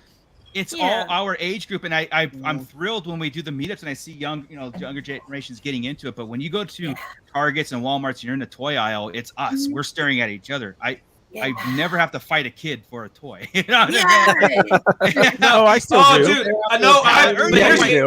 here's the problem. I've been in line for stuff, and then I say, hey, and I'm for pops, right? And I'm like, hey, what are you in line for? And I asked the kid mistakenly, right? And they're all blah blah blah. I'll tell you what, dude. If there's only one in there, it's yours. I'll give it to you. But then I hear something about the mom. But then you hear something about the mom talking about, okay, well, it's for his dad, talking to somebody else about he's getting a thing for his dad. I'm like, oh, hell no, you're not getting that. Yeah. I'll give it to the kid. It's never for the damn kid. Never. I wish it was. Yeah. Speaking of this, though, I happened to get a Superpowers Hall of Justice today from 1984. Nice. I am very excited about that great big yellow and blue monstrosity. You're going like Scott's got an amazing toy collection. Like, really, I know. I watch all of his shorts on YouTube. And it's so cool. Like whenever I go to his house, I was like, I want to live. That's my room, right? You're Scott's in my room. Yeah, He's gonna sleep on the USS Flag. Yeah, and- so like it's so cool to like Scott's funny. He goes, all right, I think I want to do like an Indiana Jones vintage or retro collection. Boom, it's all there. The entire 100%. Boom. So now you're going with what was it called? The Superpowers. Superpowers. Now that you're all in on that now. Not all in, because there's some that are just ridiculously priced that I don't care about. Yeah, they But are. I would love to get like a Mr. Miracle figure. I think Mr. Miracle's awesome. So that one's a little spendy though. So we'll see. Yeah, I like the fact, and the reason why is I like the fact that McFarlane is carrying on with it. We now have a John Stewart Green Lantern, which I did a 1-minute review on today. He's expanding on it, like we the talked about. Batwing. Yeah, like we talked about.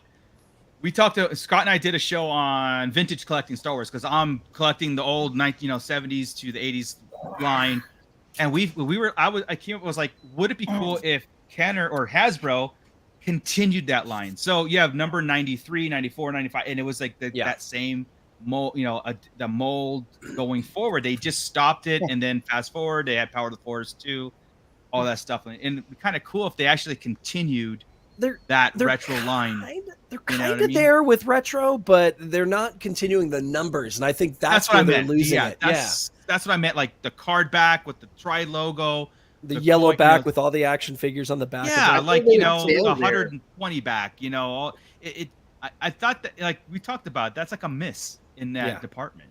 I don't know. I think they'd fail there. I really do. Because you guys think they would have failed there, or they? I think they would fail there because they know you guys know what was out there during the 80s.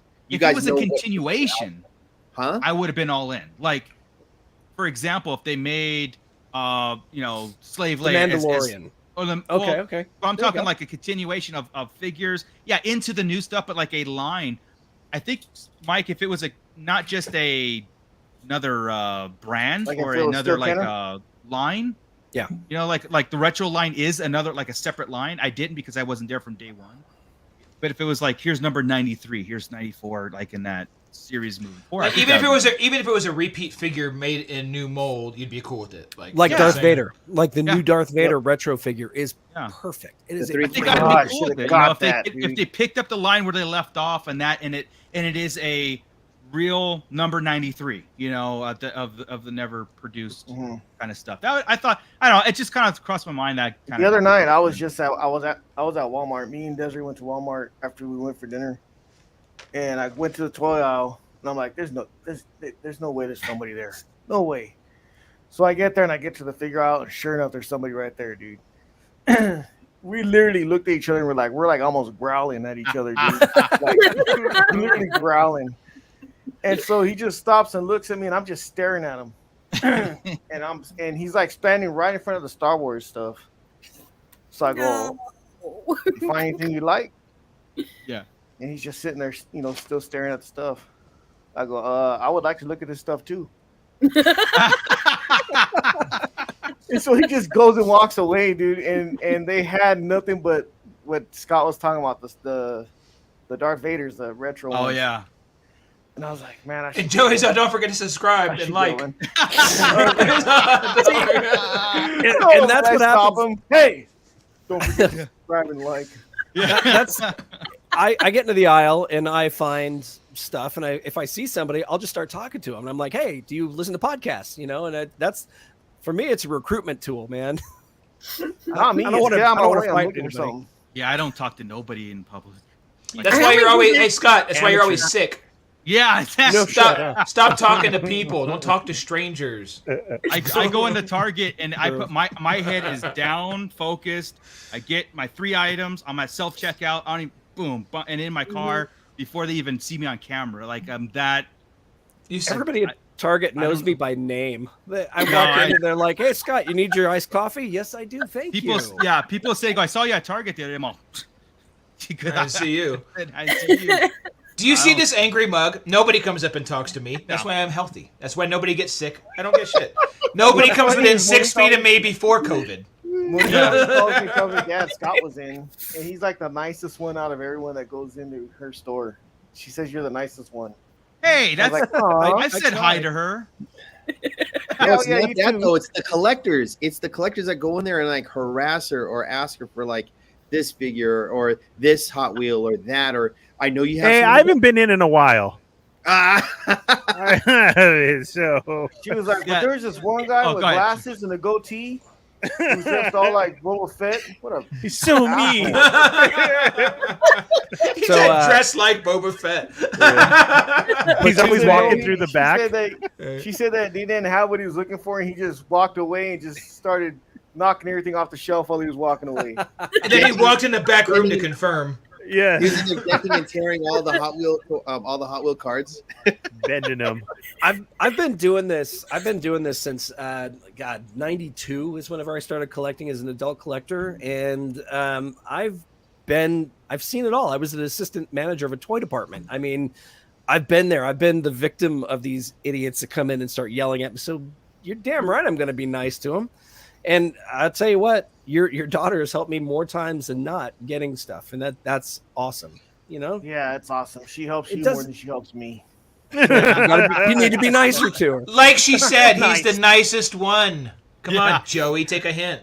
But Bay says they can confirm that I got them with it says Picard, but it's a podcast. It could have been a Picard though, because Picard. I was about to. Yeah, and it was to Scott too. Yeah, we're in the wrong. But I went into hang on. I went into Target today and I had a handful of cards, so I put them in every single one of those Galaxy Squadron boxes that I found. So. And Black Series figures too. Mm-hmm. That's really smart. Like, I leave them at the little nerd stores. You know, the ones where, like, the teenagers are just starting to learn Dungeons and Dragons, and, you know, the comic book stores. I leave the cards there because everybody likes free stuff. You know, you throw in a few stickers, you know, and everybody scarfs them up. But I never stick it in, like, toys. Black Series figures, they're just one little piece of tape, and you can slide the card right there next to the tape. The Galaxy Squadron figures, the vehicles, you just pop them in there, and they're in there. Yeah, I guess dropping them in urinals at Celebration wasn't a smart idea. It's a quick way to get peed on, I tell you that. That's why you can't have nice things. You got to put them up here. I know now. The urinal. I know now. What's the baby? I pee on the Sarlacc Digest. That's funny.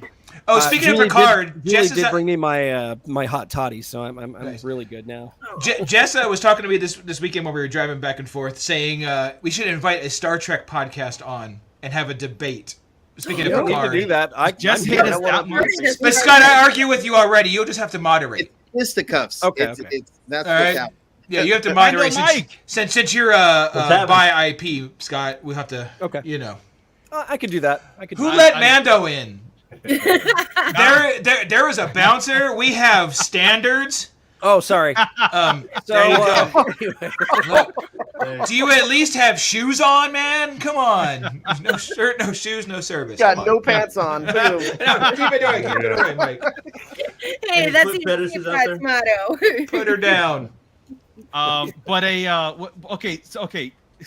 Explain to me this premise again. Invite a Trekkies on. Yeah, invite a whole podcast of them in here, and let's go at it. Ro just started a Star Trek podcast. Well, let's bring Ro on. I gotta Daddy. Get her out of here. In my experience, no. There's two schools of thought. Like, Trekkies they're Star Wars fans. Like, they love Star Wars and they love Star Trek. They love sci-fi. Star Wars fans, that's all they. I mean, we don't like Star Trek, so I don't know if there's a. Yeah. See, for me, not Trek. For me, Star Trek was there when Star Wars disappeared. So and plus my grandfather liked Star Trek before and the whole bit. So I got kind of grandfathered in, so to speak. See, I kind of of the thought that Star Wars isn't sci-fi; it's fantasy, like Lord of the Rings, like Harry Potter, like things like that, right? Yeah. So that's why I'm okay with it. The problem I have with Star Trek, and I think I've said this before, is it's earthly, and I have to accept that this is existing, that we can do all this stuff, that we're going to go somewhere in the future, and that's what science fiction, right? Yeah. I have to accept that, and I don't accept that. So Star Wars happened a long time ago. Galaxy far, far away. It's fantasy bullshit. I got wizards. I'm good. right? Yeah, well, Yeah. 100% the fantasy part of it, and that's why I separate. Sorry, Bernie. But also, Star Wars is a serial. It's a ongoing progression story. Star Trek always was beginning, middle, end, and they ended almost with no growth from the beginning. I mean, it was a cool story. Whenever you've already pretty much achieved galactic utopia, what else is there to do? So no show, zero shows. They just bring in new fights. Star Wars is a serial. Star Wars serial. I figured if you're a Star Wars fan, you also like Star Trek. You are a Trekkie. You gotta have C-3POs though. According to my definition of what Trekkies love Star Wars hates Trekkies. So if you're a fan of both, you're a Trekkie. I'm just a nice guy. Right. I like it all. You I can't like Lord be of that the nice. Rings. I like Willow. I like all of it. You might be man. solo on this one. That's fine. My I'm used to husband. it. All right, so you guys have hit Really? Lord of the Rings. Yes. And we go back to it. Game of Thrones, Yes. Harry Potter, and now Trek. So yeah, Cobra now Kai. I really got to get out. It's an official Starlacc line, right? It's Congratulations on the 1,000. That's That's cool. Are you serious? I really do. I really got to go. I think Yeah, you're serious, guys. Oh. Dude. That's why. I got to go. All right, Ernie, dude. Hey, Ernie. Hopefully we see you Wednesday, man. Like everything is. Yeah, I'm back gonna up try running it, and for you. that's why I'm going because this is sketching out. So You got it, it took me a while to even You be mean on. us? Oh, it's that's right. We're not- sketching out. But Yeah. Wednesday's back to all Star Wars, Ernie, and back to All the right. pit. It's today. If you're just tuning in, Ernie's leaving us because it's not Bye. Star Wars Day. Bye, dude. Yeah, Later, Ernie. this buddy. is just too much. No, for real, 1,000. Okay, we'll start talking about toys. Oh, hold That's on. awesome, guys. Oh, are we Thanks, gonna do Ernie. toys? Hey. Because now my schedule just opened up. There you go. Let's go. We were on the last segment. Toys. See, we're going toys and Disney right now. Where are you going? Oh, he did sketch he's out. frozen. Oh, he was right. Ernie was Wow. on 110. Start Look at that talking Lobo Disney. custom by Mando Mike down there.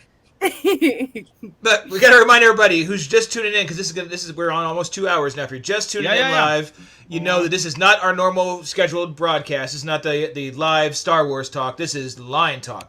When we do LineTALK, it starts at Star Wars, and it did almost 2 hours ago. But we've run the gamut of we're nerds, so we're good and around Cobra Kai. Everything's streaming right now. 80s nostalgia, Game of Thrones, Heart of the Dragon, Harry Potter. telling you. We're all over it. So It's Three's funny, Company.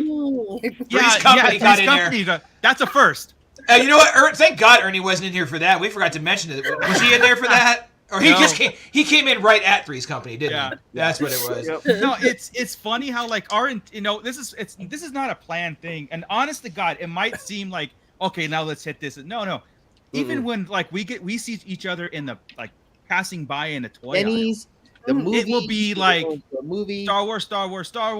Have you seen the new Rings of Power? Boom. And then an hour later, we're in the toy aisle and we're talking about Harry Potter. And then we come back to Star Wars and go, all right, we're going to see you Wednesday. And it's just like It's like a buffet line, dude. We're just Yeah. at the buffet. run the gambit of pop culture because we don't get to see each other than the podcast or talk socially. And sometimes in our chat, lives just get too busy. So Let it's alone like, the new guy. yeah. So it's like everything has to come out at once. Like I see him here, boom, boom, boom, boom, boom, boom. All right, see you later. And that's exactly how our line talks are. We miss going to movie theaters, because we got that announcement of no new Star Wars until 2024. To me personally, the Marvel movies aren't cutting it in. Go stand in line. DC, I'd rather, like I said, we've started this. I'd rather watch it on HBO Max. It's better. It's been better, Yeah. And this is our way of kind of like, getting it all out. And I think we're in a very, very good time for TV right now. Speaking of DC, and speaking of Mando Mike down there who had the custom Lobo figure, did any of you guys ever watch the show Krypton? No, Started it. I don't have think cable. it's on. I think it's on HBO Max. So if you tune in to HBO Max, it should be on there. Season 2, they actually have Lobo in it, and it is a 100% accurate depiction of Lobo. to the point where, I mean, there's a scene where all that's left of him is his hand, and his hand is sitting there flipping off.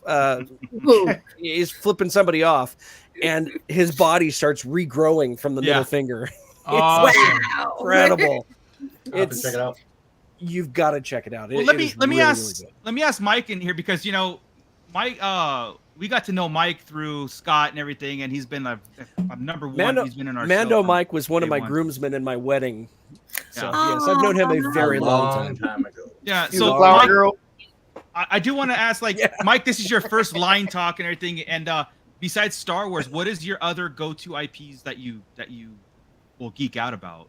Well, when my brother was here, we had the Star Wars Hot Wheels.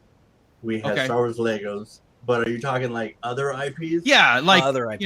Like shows. We're talking about Lord of the Rings, Cobra, like we're talking about right now. Oh, okay. GOT was like the big one. I really got into Face Off, which was the makeup show. Gotcha. Yeah. I was like, please, not the Westmore family. Yeah, I don't watch a lot of TV, but I watch a lot of like maybe a series here and there, that kind of thing. But as far as movies, I mean, you guys covered it. TV, I haven't watched the new Game of Thrones spin-off. Are you waiting to watch it all, or are you just kind of like, Well, I got rid of Netflix because it just was not something, that I watched. I'd scroll through and I'm like, either I've seen it or I just don't need it, Right. And so, with that coming on now, I'll probably get Netflix back on. Well, it's on HBO Max, so it's not going to do you any good. Oh, it's not on Netflix? Oh, see, I don't even know. Look, let me help you out here. I hope we don't get banned. I might do it real fast. We have to edit it. Soap, the number 2 day. Do that, and then you can get all your shows for free. Okay. I don't do it. I stream all my stuff, but if you go Soap 2 day... Allegedly. Well, this is the word. This is the rumor. Things off of the internet too. Word on the streets is there's this site that we're only gonna name one more time, and that's it. So I do a lot of downloading torrents. So hey, Mando Mike, did you use whenever you were in the shower? Did you use Soap today? You might want to. I use Soap today and yesterday. The number 2. The number 2. Got it. All right. But I don't watch a lot of TV. I mean, I live through, TV and shows and books and comics all through you guys. So gotcha. Yeah, exactly. But it's just something I'm on the computer most of the time anyway. I'm doing either computer games or I'm looking at YouTube stuff or filling my head full of garbage, with YouTube, but that's what I do. Yeah, well, YouTube is another almost IP in itself. You know what I mean? Yeah, that's true. You want to learn how to fix anything? Right. Seriously, love it. I mean, that's where I learned I learn a lot of my diorama stuff off of YouTube. Yeah. What's up, anonymous dude? Star Wars people, who's that? That's where I got my back to tank. Yeah. If I can move my camera, then I'd show you. Nice. I got my 2-scale Sarlacc pit. It is incredible in person. Yeah. So, and then I've got all my Andor stuff. Yeah.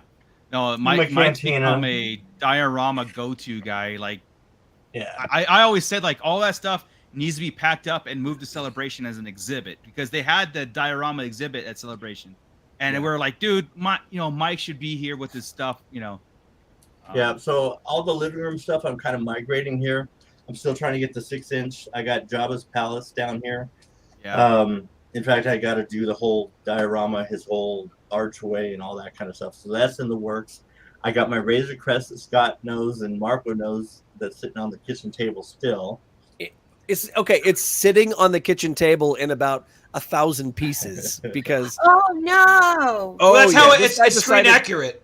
Exactly. This guy decided to blow it up. I posted a picture last month in the group. So if you search my name and you'll see it. It's just. I'd have a tough time taking that one out of the box. What are you doing to it? Why is it in 1,000 pieces? I'm adding fiber optics to the control panel. Oh. So it's getting all lit up and everything like that. And then there's going to be interior lights and he's pretty much a toy master electrician. Yeah. Nice. He goes, "You guys want to do yours?" I'm like, "Mine's standing right there." Yeah. No. I pay way too much money for that. It took me about a week to figure out how to take it all apart, and it's by part. Everything. There's no screws, pieces together. It's all. Yeah. And that was a year ago. You're brave, man. Yeah. It's gonna be cool, but you're pretty brave on that.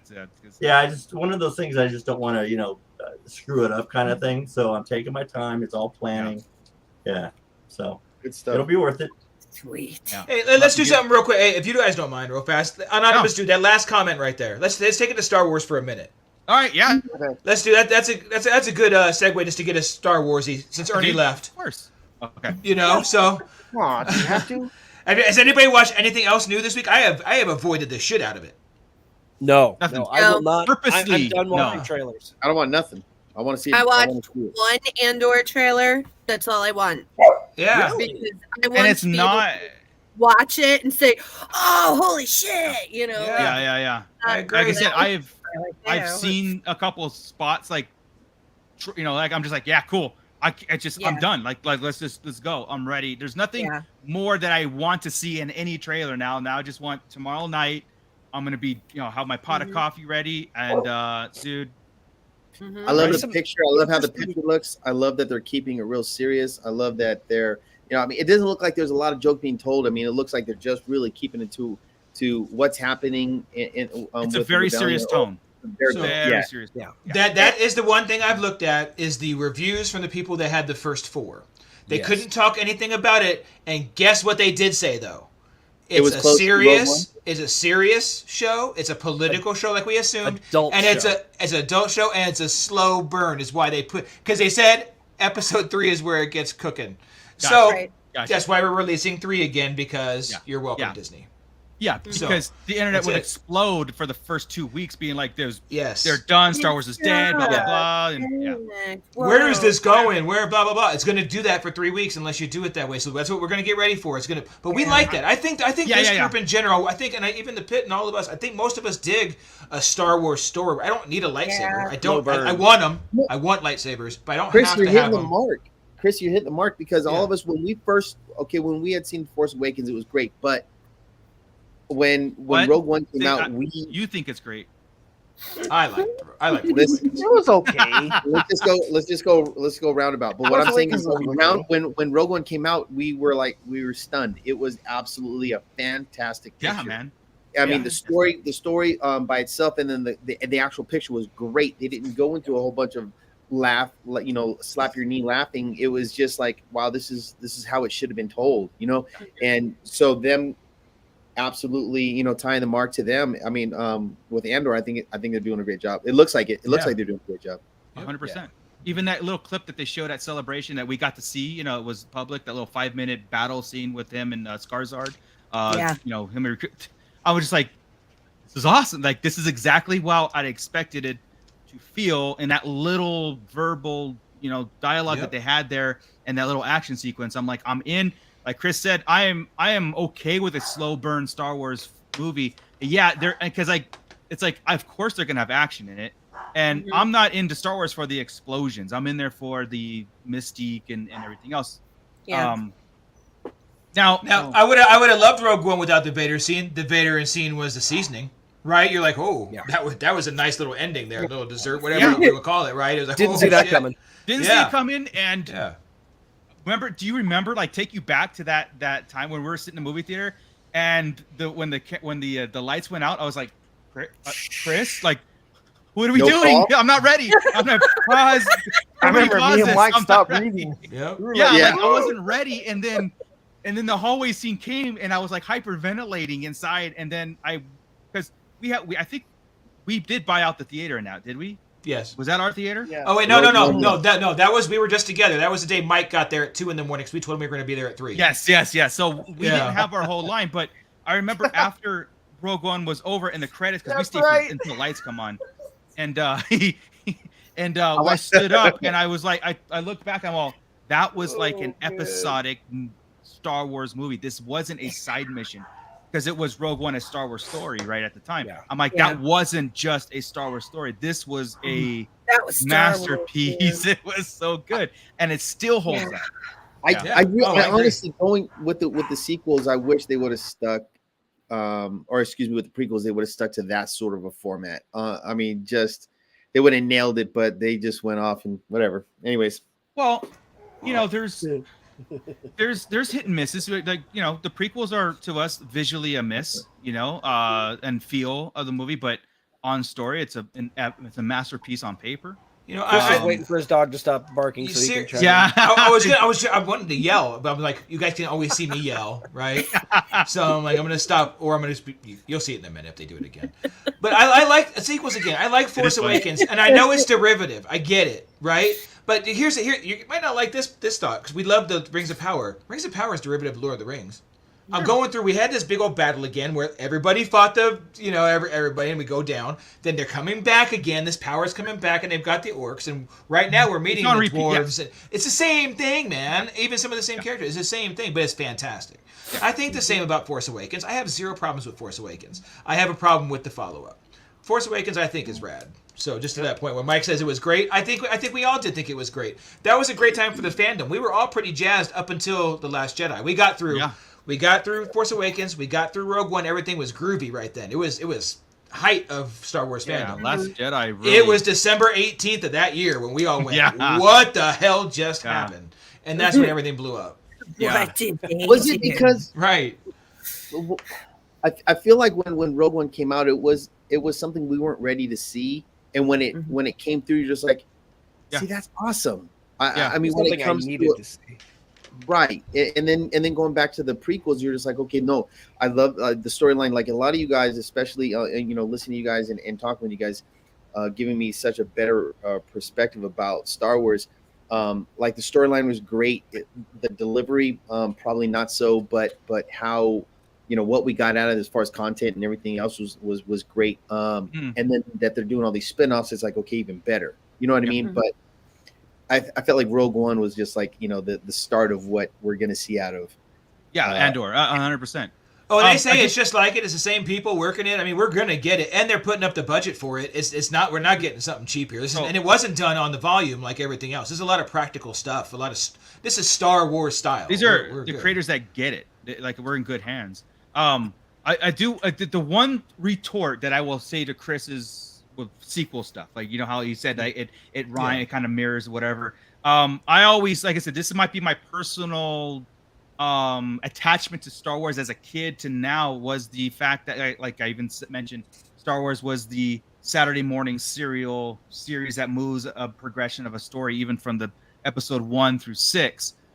Solo did it, Rogue One did it, and then you got the prequels that kind of repeated itself and that again, looking back, I go, wow, I don't know if Star Wars needed that. We would when and it all changed too when I read Shadow of the Sith book. Now the Shadow of the Sith book, if anybody hasn't read it, we're gonna have to do some sort of deep dive on that because I was not reading, as I was listening to it, I was sitting in my head going, this is a perfect episode 7. Like if this was episode 7, it made so much sense that we could have went into Force Awakens and all this stuff and just be like, and now we have it as book format, which I appreciate. That's why I'm like kind of, accepting it more because of the companion pieces to it. Right. That when we saw it, I was like, when I saw Force Awakens, the first thing I told the guys was like, wow, that was a reboot of Star Wars. It felt like it had every characteristic of A New Hope and some Empire thrown in there. And I was like, do we need, and the question is, as Star Wars fans and everything that we got, I don't think we needed that. I think we needed a progression story because Star Wars obviously is for people who get it and doesn't need a retold or rehashed or bring up people to speed. I never thought that. Again, that's why we say there's Star Wars and everything else. Like there's other shows that need it, right? Yeah. Oh, dude, the book is it's up there with Plagueis with me. Like that book, honestly, even the annoying parts to it. It's just the story was so good because it set up the Sith Eternal. It set up Palpatine's thing, and it set up the First Order. It set up all these things like it that the sequels didn't. The sequels kind of just jumped to go, hey, we're here, I'm back. I'm like, they did lightning. The book did its best to bring the Rise of Skywalker into. It did its best to make the Rise of Skywalker kind of make sense. Yeah. Because that book, that movie just kind of came out of nowhere, kind of came out of left field. You're expecting the end of the saga, and all of a sudden it's boom, hey, look at that, Palpatine's back, yay, and gone. And gone. And gone. Rey's grandpappy, and it's like, what? Oh, yeah. Yeah, there wasn't enough discussion in there about how it happened. Like, we got that, right? We know the clone, the strand, all this. It's all in there. So it's nice. It is nice. It does suck because, don't get me wrong. Before this sequels, everybody would complain that we shouldn't need books and things to explain and we agree. You don't need it. It's just nice. This is one of those times where, they definitely needed it. That sucks. No, you're 100% right. And I always have this when Cliff and I talk. Cliff is one of our Patreons and a staunch listener. When him and I go at it, like we're talking about Star Wars, and not him per se, but the people we hang around with were like, I shouldn't need a book to explain the movie. And it's like, well, for the most part, you don't, because the sequels are self-explanatory. You get what you got. You didn't like it.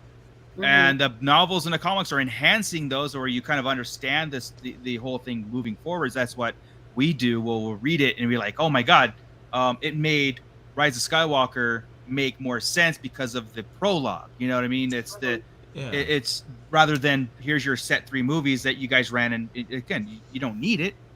But it's hard. You want to enjoy. Yeah. You can't do that if you don't accept the sequels completely, right? You can't just bash them and go into it and think that's going to fix it. You have to, like we do. You take it for what it's worth. I don't like it, but I accept it, like Lando stuff, right?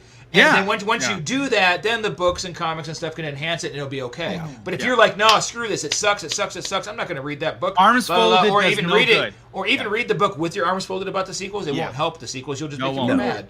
You just have folded arms. Yeah. And believe it or not, there are some people going into the Disney shows arm folded, because of But we're so fun in that, exactly. It's not fun doing that. You want to hate everything, then just don't watch it, Yeah. And I'm looking at it like, okay, so we've got this book, and we've got The Mandalorian also beginning to explore the whole cloning idea and the whole. I want to see how it all ties together like that, And Mando Mike is just here along for the ride because he doesn't read the book. Yeah, man. I live vicariously. That's all I can say. Lunar Girl, it didn't seem like you liked the cloning stuff right there. Did you have something about that, or? No, I love the cloning stuff because you said Mando, and I love Mando, and then that ties into the Bad Batch, which we're going to get soon, and all of that someday is going to tie into Ahsoka somehow. And when is Omega going to show up in live action? They're gonna have to finalize her story somehow, some way, right? You want me to share my blackboard real fast? I have a. Oh my God! Me too. Omega's going to end up as a rebellious teen. She's going to end up pregnant at 17. Oh, no way! No way. On the streets by 18. It'll be just a wreck at that point. Or they could pull a Game of Thrones on us, and she hooks up with Boba, and then they have it's a pure blood clone. It'll be a multiple Damien. That's what it is. As your sister. Dude, my head hurts. That's gross. Well, real quick, going back to 7, 8, 9, and what I always say is you eat your vegetables. They gave it to us, and I always tell people, because I argue with people all the time in the groups. When they say, I hate it. I hate 7, 8, 9. I always tell them, you eat your vegetables, and if you had the resources, the manpower, and the brains to create something different, go right ahead. Yeah. That's what I always say. I've said that a long time ago. It's like, like I said, I have my complaints about the sequels, but it's not that I will never discard them as they didn't happen.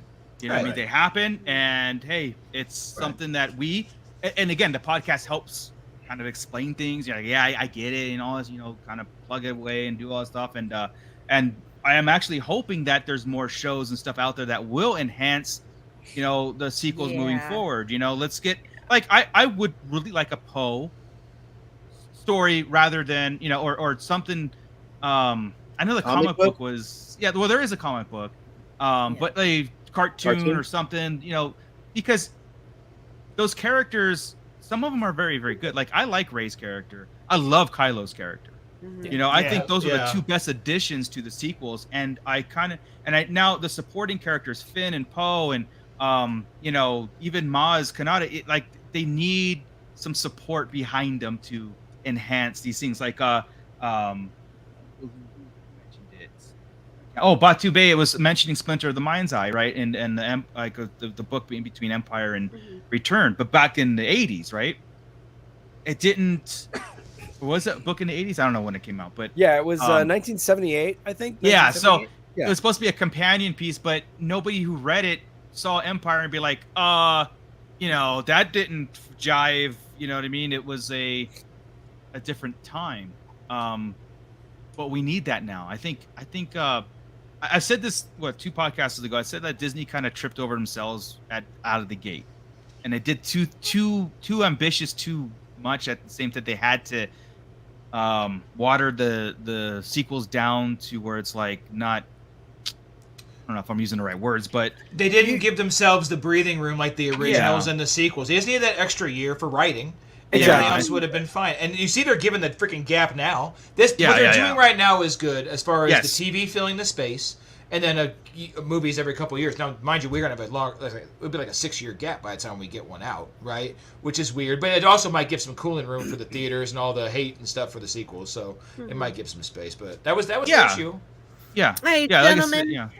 I hate to interrupt, but I gotta tap out. The puppy's barking and no problem. Hey, thank you very much. No, thank you for joining us. Of course, we'll have you on again. Well, we got so much content slated for the future that we're gonna need help. Gosh, yes, I would love to. Scott, feel better. Congratulations on 1,000! Yay! Thank you for all your help too. Yeah, absolutely. You're awesome. Yeah. Thank you. And 28 more hours. 28 more hours. Right on. Woo! Awesome. Good night, guys. Have a good night. Bye. Hey, on the same note, I gotta bounce. It's time for me. Mike, it's been nice seeing you. I know, right? Listen, the LineTALK is gorgeous to me. The fact that I get to come in and just talk whatever with you guys, and I'm sorry that I got to miss all those Wednesdays, but the work schedule, whole nine. But I tip my hat off to you guys for hitting 1,000. You guys did this on your own. I was able to grab. You were a big part of that. Yeah, I know, but I tip my hat to you. You guys are absolute heroes in the Star Wars world to me. I appreciate you guys thoroughly, and I really do. When it comes to talking Star Wars with friends and whatnot, I always lead them to this to the podcast, and I think you guys are absolutely awesome people. Definitely awesome, Mike. Well, again, that's why we haven't kicked you out of the chat yet. So I appreciate you. You're part of it. Congratulations, Thanks, 1,000. Asterisk yet. Yeah, thanks, congratulations on 1,000. Mike, you guys are on your way to bigger and better things. Awesome. And of course, dude, when your work schedule frees up and you're welcome to come on. Eventually it will. So. All right, dude. Hey, take care, man. Thank you. You guys take care. We'll see you soon. Later. I know. And since people are dropping, a quick reminder again, folks that are just jumping on, this isn't our normal weekly show. Our normal weekly show is live Wednesdays at 8 p.m. Pacific Standard Time. We go live on the same channel. And that's when we talk all Star Wars. Today is our LineTALK special. Basically, we're in line for Andor right now. So right now we're talking Star Wars. We're actually talking Andor and Disney and the sequels and everything else right now. But any second we're going to switch over to something ridiculous. So dude, just so you know, we haven't even touched on Marvel and She-Hulk and all that going on yet. And I'm sure we got some catching up to do there. Yeah, that's coming. But right now we're still prepping for tomorrow. So yeah, absolutely. We got into the DC talk early, right? And I was about to make the comparison about how I'm so much more enjoying the DC content versus the Marvel content, then we derailed again. But which is awesome. Scott mentioned you like She-Hulk. It's cool, man. I like it. It's fun too. But that's it. Fun. But it's not even that. It's almost like Moon Knight. Moon Knight was that was cool, man. That was awesome. I love the acting was superb. But I was like, why do I? And maybe I'm spoiled in this thought. Why do I care about Moon Knight, She-Hulk, and Miss Marvel and stuff like that? They're fun shows, but they're not like Loki impactful. And not to say that every Marvel show has to be impactful, but the past 10 years of Marvel spoiled the hell out of us that everything was impactful. And at this phase, it's not. It's like these are fun little side adventures. You can't keep giving me steak and throw hot dogs at me and think I'm cool. You know, it just like you said, I'm spoiled. Yeah. Yeah, like I want to know what the pit thinks. Dude, I tried and I tried and I tried. I just can't do it. She doesn't bug me. Yeah, she doesn't bug me at all. Like I said, I get the fourth wall, which is fun. I think I want more of the fourth wall breaking. That cracks me up. But it's. I gotta say this. I'm gonna say it. I don't care. I saw the Marvel fanboys explode about the hate that the twerking scene, which was first off, it was post credit. Okay. Yeah. There were credits. It wasn't even in the show. It was at the end, the twerking scene. But they defended it to the death. They were like, "Oh, everybody's crying in this," and I'm sitting there going, "It's okay." As Star Wars fans, we see that we do this all the time. It's okay to say something is cringy. Yeah. You don't have to defend it to the death because it was the cringiest thing I saw of a Marvel show, even though it kind of in context it made sense what they were doing. She was having fun, whatever. But it was still kind of like, don't do that. When Han Solo was speaking Treewick, I hated it. I hated it. That was the most annoying. That was the most annoying thing ever in Star Wars history. It was stupid, but I was like, If you'd have said the Jabba's Palace band, the change there, that would have been the comparison. Your comparison there was horrible because Solo was awesome. Cringy. Here's the thing: it was cringy, but it's okay to say that though. That's okay though. It's okay to say it's cringy. I was like with the Marvel I watched it and I cracked up thinking like, "Hey guys, now welcome to the Star Wars world. You're actually acting like Star Wars fans." Trying to defend something that's non-defensible. Yeah, you got to let it go. But tell you what the indefensible part is okay. The CGI. She looks like shit. I mean, honestly, I just watched the 5th episode. It's so you're muted, Scott. That is true. So bad. It's god awful. And even again, my wife came home. I was watching the 5th to get ready for here because I knew we'd talk about it. Right? She's all ooh. I'm all like her look. It's just she's like she's not even there. No, it's the uncanny valley effect. It's truly the uncanny valley effect. It's almost there, but it's like way off. There's something about it that's just not right. It's like they did it with Hulk too at the beginning. Hulk wasn't right either. He was worse than she was. Oh, this last episode I felt like it was the worst one. Like as I was watching her, and when they went in the courtroom with their friend, I was like before this lawsuit, I was like, oh, it is just. And every time she spoke, nothing matched up, and. It's horrendous. I can't turn my TV, quality down any lower at this point. It's like it's like the Matrix animation. The Matrix when they were doing the CGI in the Matrix. It was those movies are fantastic, but it's like that neat everything you can just tell it's a total, CGI fit. Like give a real quick hola to Joanna Moreno. She's coming at us from Colombia. Hola. Oh wow! Nice. Yeah. Very cool. Hey, welcome. Yeah, I don't mind the show for what it is. I know it's a comedy. I don't find it funny. I get. It's not laugh out loud funny. I think that's what it is, Chris. I don't find it funny. There's points where I know it's a joke, and I'm all. Yeah. I might even go once in a while, and there might be one decent joke, per episode. One decent joke, not even a great joke. One decent joke where I go, that was good. Yeah. That's it. The rest of it, I'm like, that was lame, and I'm like, oh well, I'm through it, and I get it. And I'm Wong. Okay, Wong is that episode was cool, and I like that they even threw it out about they called everybody on it too. You guys just want cameos and this and that, or we're not gonna have a cameo week. I love that. I love the fourth wall break talking about the cameo. Cool. That's probably the best part. And Wong was the best part. Lax, see ya, man. Hey, good for you to join us back on. So, man, we'll see ya. See you, Lack. No, I absolutely love the fourth one. I think that's what saves it. Yeah, I agree. I get it. I chuckle at that more than I do the series itself. Yeah. Like I said, Scott, I watch it, but I'm on my phone half the time. And when that happens, I can't. And that's what's happening. It's not just She-Hulk. And again, I don't hate it. I think it's cool. I do like the show. I like that. Like sometimes I walk, oh hey, new She-Hulk is out, but I'm not rushing to see it. And then when I watch it, I'm on my phone checking and missing nothing. Oh man. Yeah, you're bugging out a little bit, buddy. Of course. Does your internet put another quarter in? Oh yeah. Hold on. AOL dial-up. Yeah, running out, man. I dig it though. I'm digging She-Hulk. I think some of the jokes are kind of dumb. The CGI for her specifically and for Bruce are awful. But I don't know, the story. There's something about the story, and there's something about the new approach to it. It does feel like it feels like Night Court from back in the '80s. You know, it's a stupid sitcom-y. But Night Court was funny.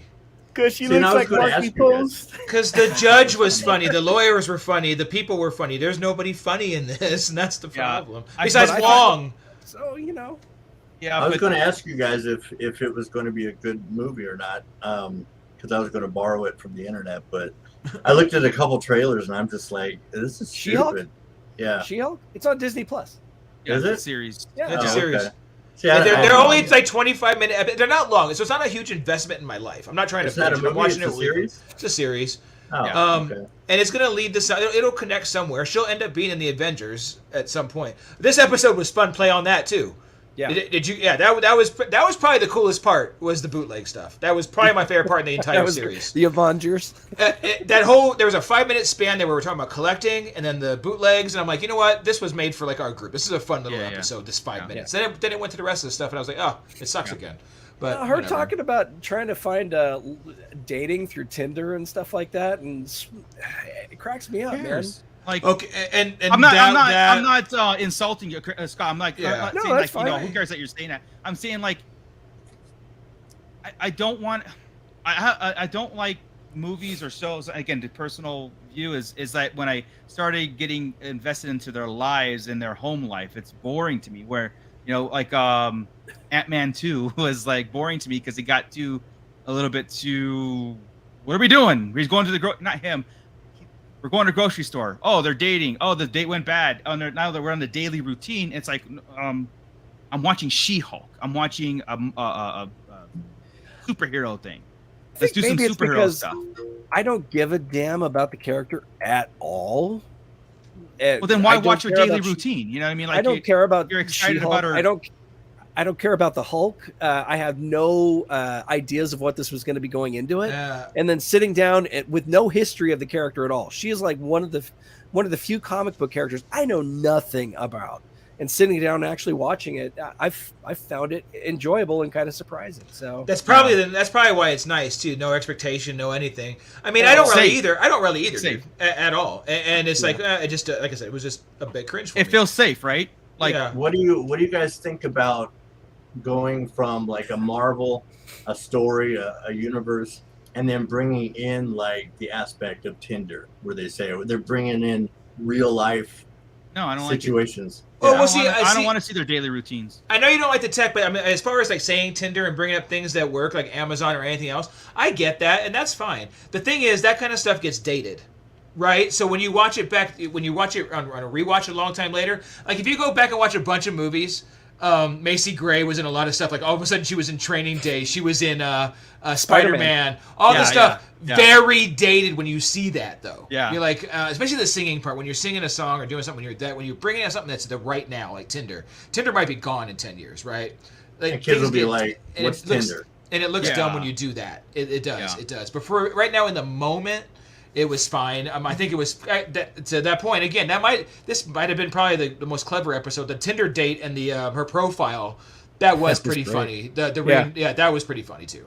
At least it wasn't funny, haha. It was funny, clever. All right, how I saw it. No, and that's I guess JoJo Binks. Again, the difference in taste of stuff that we consume, right? Yeah. And I'm not saying this to be controversial or insulting, but you and Scott both like This Is Us.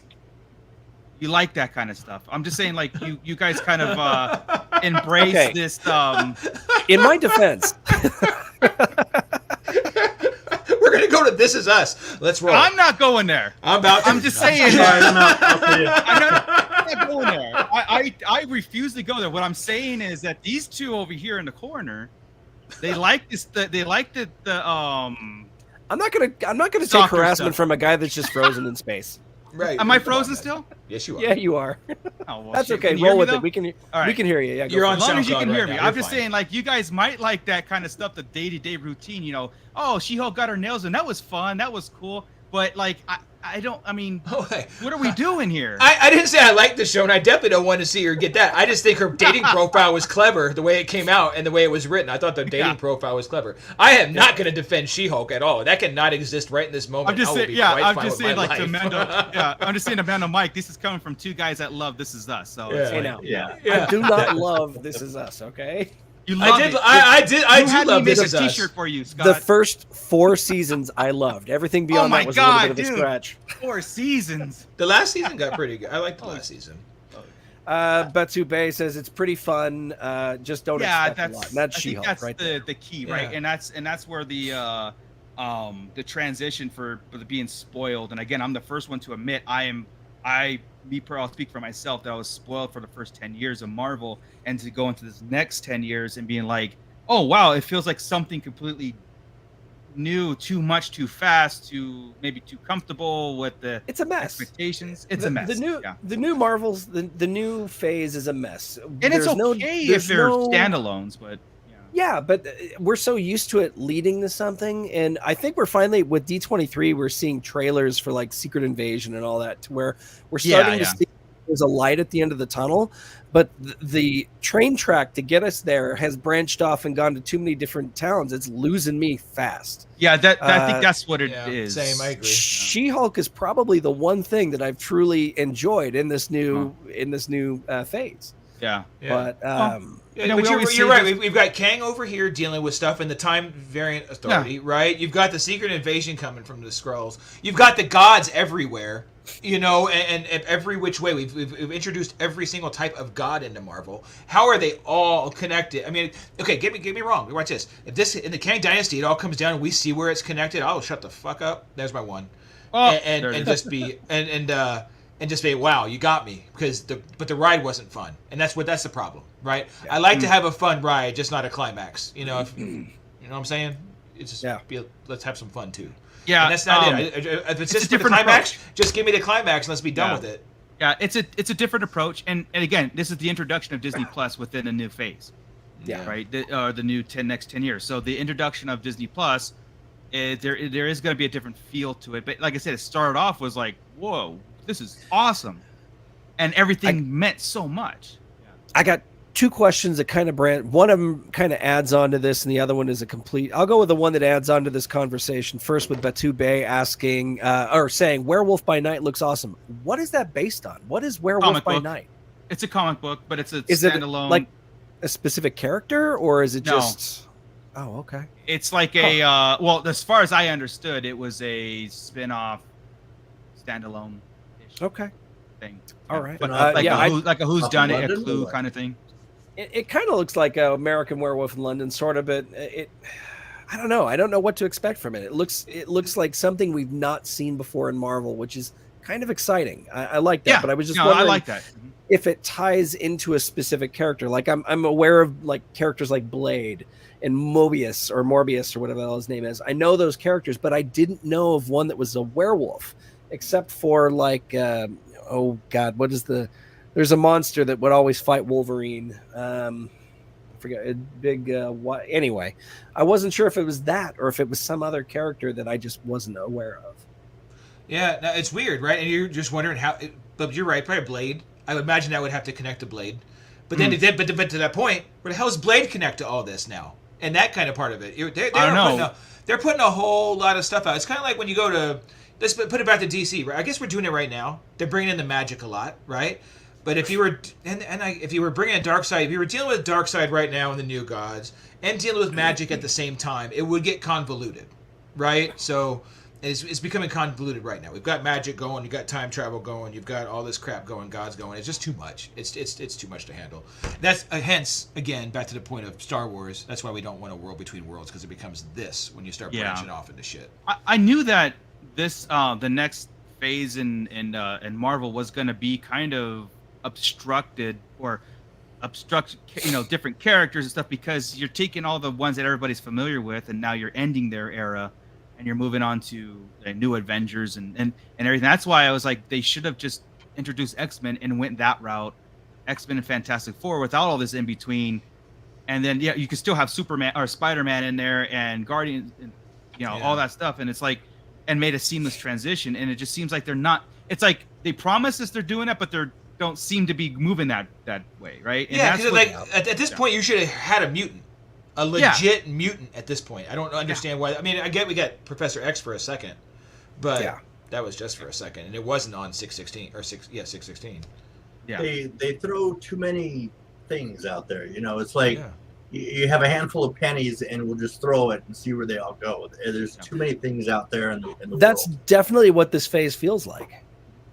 But at the same time, Anonymous Dude says MCU is going through a transitional period. Absolutely. Yeah. As far as we know, Cap and Iron Man are gone, and they're bringing in new and exciting heroes. I think some of them are kind of exciting. I like to see where some of them are going, but others are just kind of like, I don't know, hit and miss. It's like they introduced Moon Knight, and where are they going to go with that? Because he hasn't signed on to do another season. I would love to see a continuation of that character and how he would unfold into the X-Men world or the. That's what I'm saying. Avengers You need world. the support of the X-Men moving forward. You can't. These characters alone aren't going to do it. Even with the Thunderbolts, those guys are not going to do it. No, you need Fantastic Four and the X-Men. Wolverine. You need Hulk, and you need all these guys in it to carry. Just like when we talk about how Yoda needs to be the anchor for High Republic for work. That kind of stuff. You need anchor ones. These characters, I barely know about, and I'm not a Marvel aficionado, right? So, nor a DC one, but I am very familiar with standard, exciting characters, and none of these stand out to me like, hell yeah, like who do we have left? We have Thor's obviously still around, right? But even though the last Thor movie was Spider-Man. Spider-Man's the one to Spider-Man. Oh, they did say that Spider-Man and Daredevil are going to lead the ground. Right, the ground heroes, the normal human, not human, the melee heroes, down the street level. That was what it was. They kind of reintroduced Daredevil in the She-Hulk this week. They did. Yep. Yeah. And then, he's in what? He was in Spider-Man. He's going to be in here, and then he's going to get his own show, which he says is not a continuation of the Netflix show. This is a brand new, different direction. Same actors, most part, but different direction. Season 1. Which is cool, right? He's got to be different for Disney and the MCU. It makes sense. Him saying that scares me though for Deadpool, right? Because Deadpool is not supposed to be touched. He's supposed to come over rated R, same as he was. But maybe that's why we're taking a long time seeing it. Yeah, maybe. But besides those guys, your anchors are Hulk and Thor on the grand. I guess you have to use Captain Marvel and Nick Fury, the other two anchors, and everybody else is going to be kind of new. Yeah, I know. I guess. It's. See, I don't know. And you just brought up something, and so did Gordon. Thor: Love and Thunder. I forgot that it came out. I've seen it, and I didn't think it was great. I think it was mostly forgettable, really, except for the freaking screaming goats. Those are going to stick in my head for the rest of my life. But between that, I mean, I know Spider-Man's part of it. Uh-oh. No, I'm just trying. I'm just trying to reconnect my camera or something, because I don't know why I'm frozen. We can hear you, but you're kind of just pixelated. But stupid. Spider-Man is part of this phase with No Way Home, Thor, which was completely forgettable, Doctor Strange, which I don't give a damn about Doctor Strange. It was cool to watch, but it wasn't even cool to watch. I don't care. It lost me. And Wakanda Forever is coming out, which looks pretty good. It looks really sad. I mean, you're dealing with, I assume they're going to deal with the death of T'Challa. Sure. They can't. Yeah, they have to. What else have they got? I mean, without Iron Man, I really liked Falcon and the Winter Soldier whenever it hit its stride, but it took so long to hit its stride that I lost interest halfway through. And that was you guys, I don't know if you remember, but I was so excited about that show. And it just didn't take Winter off. Soldier was a good storyline. I like that. Oh, Winter Soldier is my favorite movie in the entirety of the MCU. But the show, you're right. It had great parts. It was a solid show, but not one where I'd be like, yeah, I got to watch Captain Winter Soldier again. Yeah, right? Papa Schmidt, we still have Quantumania to go through too, and I think Quantumania is going to be the catapult that hopefully. I hope. Now we keep thinking that, but I do think Quantumania with Kang's in it, so that's got to be it, right? Introduced in Loki, get him in Quantumania, then goes on to the Dynasty. That's got to be where it's going. Yeah, so. And again, everybody, you can agree to disagree or whatever. Again, it's we've been at the Marvels thing for 10 years or 11 years now, maybe more, and it's like we don't want to wait to marinate another 10 years. We want get the next big guy in here. Let's get Galactus in here. Let's get Kang, and let's just do this. Let's do it. Come on, they had the momentum of Endgame and all that stuff. Let's continue that. Yeah. And you bring that up. You bring up the god, or I guess a cosmic deity like Galactus, and we had the Eternals, which was talk about a completely forgettable movie. The characters in the MCU forgot that there is a god buried at the bottom of the earth, sticking out as a mountain. I mean, I know. What was that? Why do you do that? I mean, I'm assuming he introduced Galactus in it because that statue looked like him. Yeah, it was a foreshadowing, indeed. You're bringing in Fantastic Four. You're gonna have to. Do you guys think that they're running out of stories for these characters? No. No? Thor? I think they're just putting too many in at once. Yeah, that's it. There's definitely not a lack of story or source material for Marvel to move forward. Is there room for new characters to be developed? X-Men. Brand new. New, yeah. Yeah, I think that would be a good way. If this is the MCU and it's their own version of the Marvel universe, there's just no question that they could bring in a brand new character and try something. But I think I think what they do is they use really obscure characters, and that's kind of their difference. Instead of introducing somebody brand new, it's new to most people, right? She-Hulk, to Scott's point, Scott is a comic book aficionado, right? Like, he is a collector. He doesn't know shit about She-Hulk, which means probably 95% of people that collect comics probably don't know a whole lot about She-Hulk. If Scott doesn't, I doubt that. I doubt that. 95%. You don't think She-Hulk? Marvel was kind of like something I got into in my late 20s, early 30s. DC, I've been since I was a kid, but yeah, Marvel. But if we looked at sales, there's probably I would think She-Hulk is not going to be that high up on the list, right? People aren't going to know a lot about it. So you bring in that character, Miss Marvel. I think these are I lost his name. Knight. Moon Knight. Thank you, Jesus Christ. Not everybody's going to know. Right, these are different types of characters, really C-list, a lot of them, that people are going to bring in, and Guardians, right? It worked for Guardians. That now they're household to me. I didn't know shit about Guardians, and I love the Guardians of the Galaxy. But isn't that the coolest thing though? To I'm sorry, Mike. Isn't that the coolest thing to be introduced, and then you kind of get introduced and kind of go back and explore. Discovering them. It is. That's why I think it's better than they're brand new. That's why I think it's better than brand new. It's cool to use somebody that's already exists, that has a history, and then you can okay, where did this person come from? Where do they connect? Then you can start, because to us, then you start theory crafting from there where they can meet up, right? And that's part of the fun of all this stuff. You start figuring things out. If it's a brand new character, they might be fun because you don't have a history and you can kind of figure out where they go, and it's a surprise. But that was my point. Yeah, I'm not a comic book guy, so all these characters that Marvel introduces, or X-Men, or whoever, I'm not the comic book guy. So when I see a new character, for me, then I get into it. Winter Soldier, I didn't know anything about him, and they introduced him, and I thought it was badass. So if they keep bringing characters from comics or whatever, or develop new ones, then great, that would be cool. Yeah, and I think I think like She-Hulk's one of those where it's a lot of cameos and stuff they're going to have throughout, and then a lot of these shows I think mix that up. I think it is going to have a lot of BCD list people. I don't know about new people. They have room for it because there's obviously room for it because they have millions of people. What's two more? So especially with the multiverse, which is again what drives me nuts about it. Real quick, Gordon is jumping into the real world here and wants to know if you watched any of the Queen's funeral. Not a lot of it. I caught a bit, and my wife didn't either. We've been so busy. This is our weekend. Our kid went to college, so we didn't get a chance to watch a whole lot over the week. But weekend. Did you tape it though? I mean, to No. But that's wild, man. I mean, you have somebody in charge of something for 70 some odd years. It's the only one we've all known. Even our parents. It's the only. Oh no, this our grandparents. Wild. Yeah, wild. Yeah. It's crazy you're right. that they've taken her casket to all these different countries. They did the tour of Europe.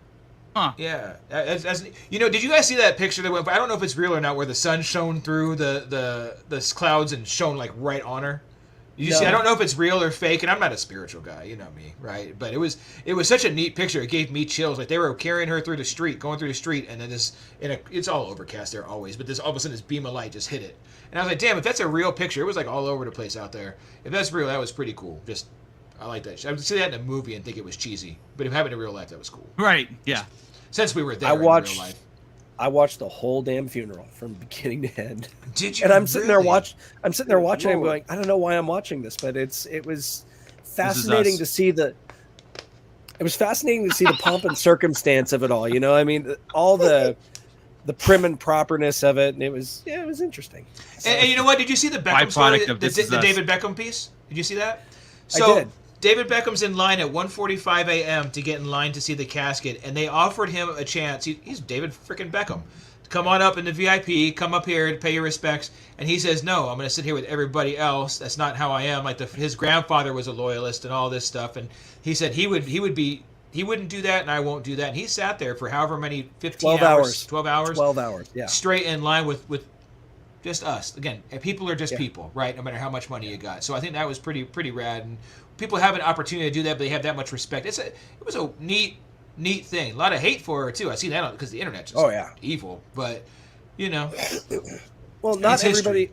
And it's again real world politics. There's all sorts of things about colonialism and all that we won't get into here. But things happened under her watch that weren't so great, you know. And I get that from some perspectives, but even still, you have to respect the length of over 70 something years, the longest reign in England, man. I mean, she's seen a lot. And 96 years old she was. She's seen how many wars?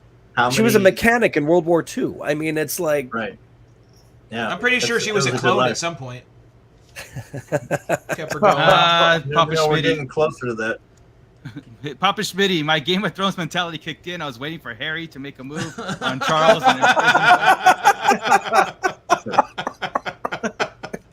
Love it. Now that's interesting. Right. Hey, I'm waiting for Daemon to make a move. Damn it, he's pissing me off in House of the Dragon. I'm waiting for that move. All right, so should I watch House of the Dragon then? Yes. Yeah, dude. Yeah. Yes. All right. So you can. I'm waiting until the season is over so I can binge the whole thing. I don't like it. Like, okay. This is a good one. I don't know, Scott. I'm in it for the TNA. That's it. Your prerogative, right? Like you do what you guys do, but yeah. I don't know. I feel it's fun to Sunday nights to get an hour and 20 minutes of it, and it's just that's a really cool. There's enough there to be satisfied for the week, is what I'm saying. Exactly. It's weird. Yeah. It's not like a 20-minute 30 thing where you got I want to binge all these and make it fit, because it's not fun like Cobra Kai and kind of stuff like that. This is it's almost like a mini movie, and then you have all week to marinate what you just watched, just like Lord of the Rings, and then moving into this following season. It's like built different. Because every week, if you see it online, everybody the memes are like, okay, what bad thing is Damon going to do this week, and why am I going to be okay with it? I can tell you right now, I have not seen a single meme. I have not seen anything about it at all. No. I completely, I don't think that enough time has passed since Game of Thrones to where I really want to dive back into that world. Oh, and you haven't seen it, Scott? What's that? I haven't seen a single episode. No. Yeah, I'm primed. Okay. I didn't know if I was going to be, but I got hooked. I'm right. Papa Schmitty says House of Dragon had his anxiety peaked last night. So. Yeah, that's what I was saying earlier, and the girls didn't think so. And I'm like, I thought that was Game of Thrones. Like, nobody's seen it. Damn. I mean, we're to the mountain when he got to the to Pedro type of thing. Like, we're there, and I'm like, that's the kind of stuff I like. I don't know what this means, but I'm hoping it's not a screaming goat that makes him fly. I'd have to see that one. I'm not sure which one that is. No, you're safe on that aspect of it. Okay. No, that is not happening. No, they fly on dragons. They're okay, realistic. Good. No flying dragons scream. Okay, got it. And the dragons are realistic. Like they are good. The budget, but no expense on this budget either, man. Is it just as dark and violent and gore and all that? Yes. But there's always like Game of Thrones always slaps you in the face with that stuff, right? I mean, I never love a character in Game of Thrones because they always die. Yeah. Oh yeah. But I feel like they can't be on repeat with this one. This is a lot more.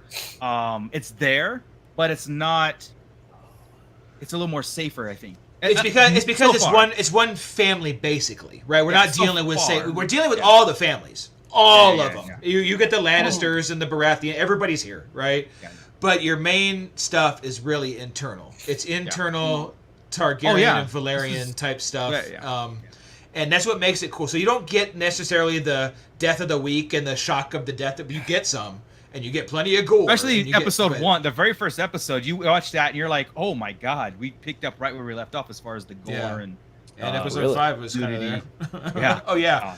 And then there's some shocking stuff that you get, because again, they're all they're all pure blood, right? You know what I mean? So it's like, whoa. Exactly. and how old is that one? And you think like, this is wacky stuff, but somehow you get over it because it's Game of Thrones. It's such over it because it's fiction. Yeah. You know what I mean? Yeah.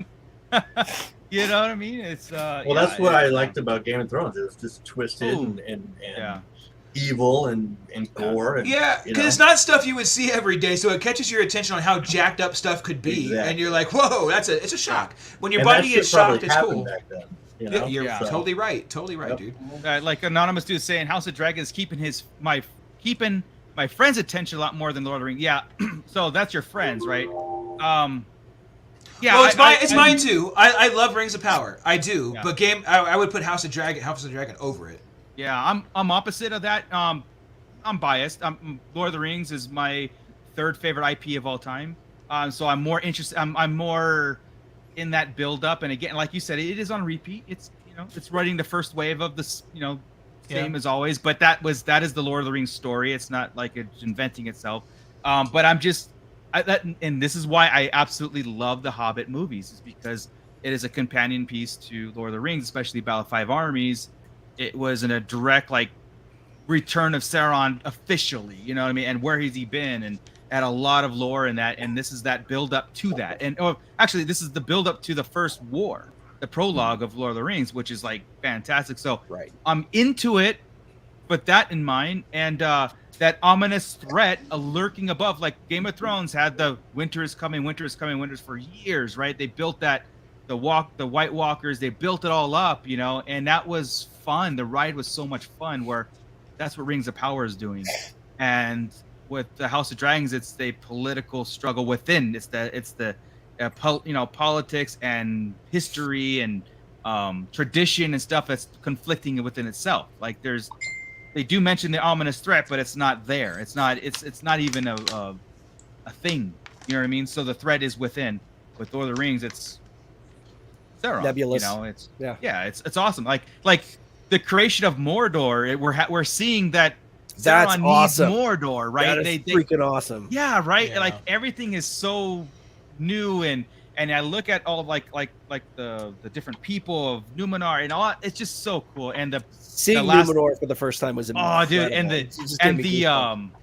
the foreshadowing what happens to the island, right? That from the last episode. It was so cool. I'm sitting there going, see, Tolkien writes a sentence, and now we're gonna see it. You know what I mean? That's the thing too. You read the Silmarillion, you read the Unfinished Tales, you read the appendices, and it was like, and then Sauron's orcs took over the Southland and created Mordor. But you think of it just being like overnight. Oh, okay, they just kind of swept in and boom, Mordor.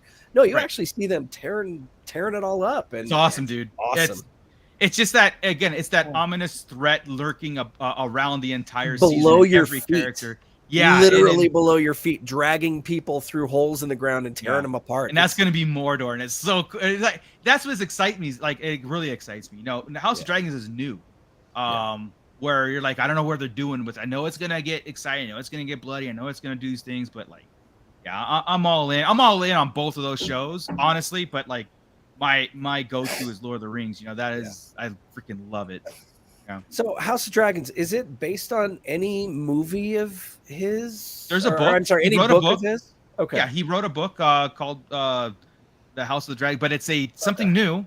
It's like a 700-page book or something. I just saw it the other day. Damn. Yeah. And it's got that whole... It seems to fit his whole story. Oh, it's him. So, it's Martin. It's George R. R. Martin. Yeah. So it's. Anonymous dude, you guys know a lot of fantasy knowledge. It's really good for the imagination. I agree. Oh, dude, here's the thing about a lot of us. We're indoor kids. I mean, we did go outside and we did get in trouble. We played sports and stuff like that. But for the most part, like, for myself, my summers were in the movie theater, on TV, playing with my Joes, Army Men and Star Wars and coloring books and comic book. All that stuff was just more exciting to me, than playing football. But we did that though. Too. We got in trouble. I mean, even like, especially if you're on the Raiders. No, we don't. Even back then, like we talked about a couple times, it was weird to be a nerd back then, right? But we were. It was. And then even when I had a bunch of roommates, and Marco, you remember, I used to have this bachelor pad, man. We would have parties every night. And stuff. We would sit there and get ripped up, and all of a sudden, somehow, the nerd would start in a powwow. Everybody wanted to know what was happening in Star Wars, and you would start going through all the novels that had happened, and like Shadows of the Empire and things like that, and explain and Heir to the Empire, and explain to them what was really happening behind the scenes and what happens next in Star Wars. And it was so weird back then. And because like we would have our groups. I knew Chris. Chris and I went to high school together, but we didn't know each other in high school.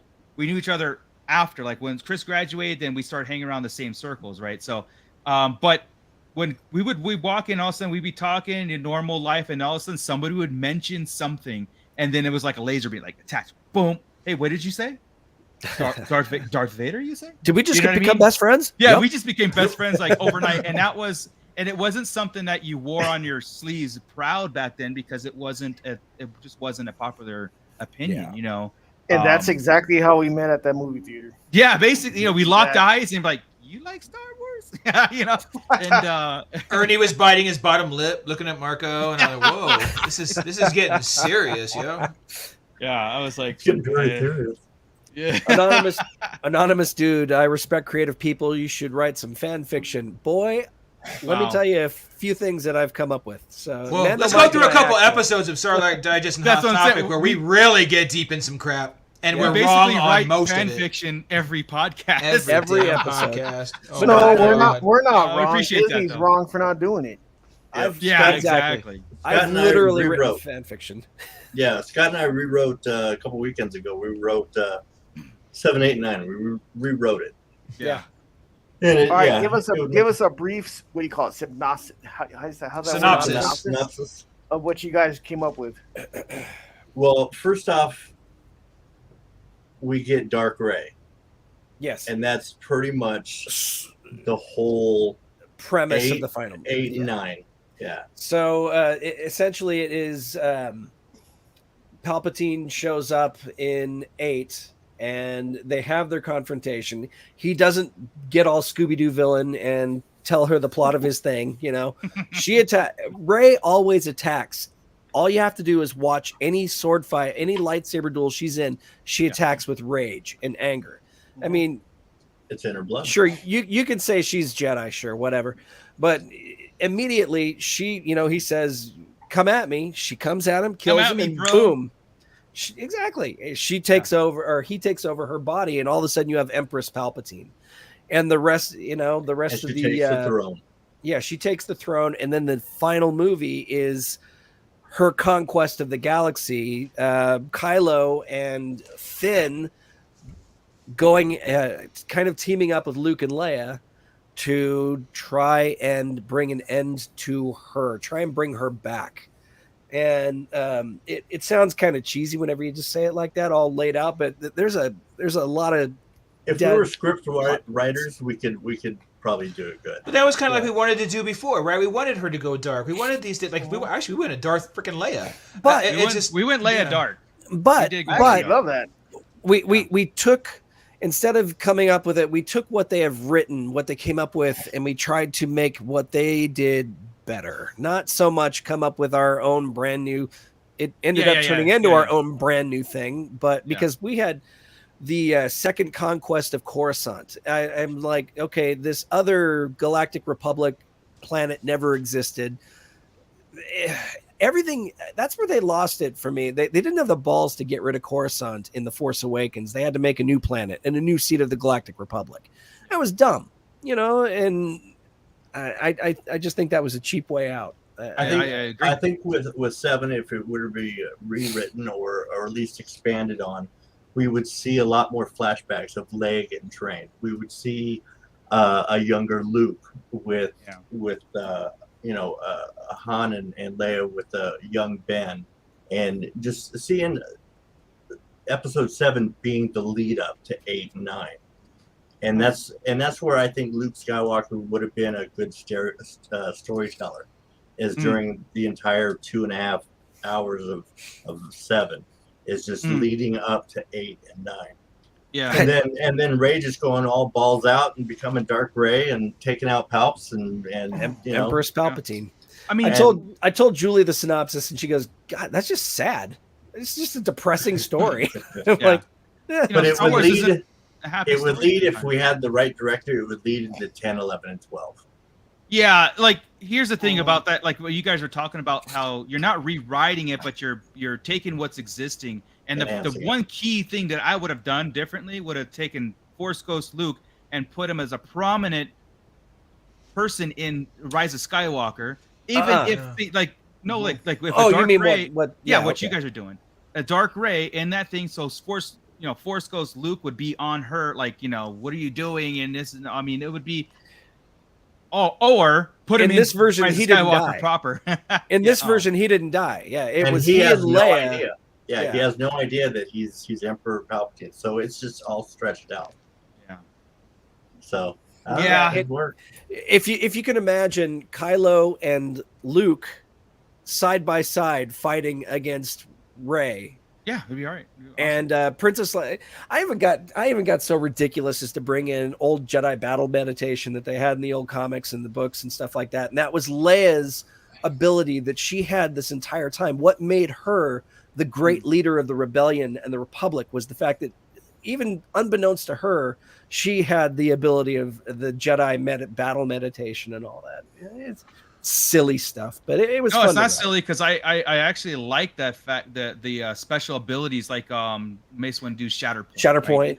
Right? The different abilities each and every Jedi have that makes them stand out. High Republic does a good job at that. I will give them that. They do take the Jedis in there and they give them a special place in the Force or special. They all have a different connection. Yeah, that's really cool. Music I agree that too. Everybody has a little bit different connection. I think that's really, because they have established there's different types of Force users. So as you would think, if there's different types of Force users and different sects, gotcha. That would bound to happen. Everybody would see it different, feel it different. I'd love that. Yeah, it'd be great. Like how they're tuned into the Force.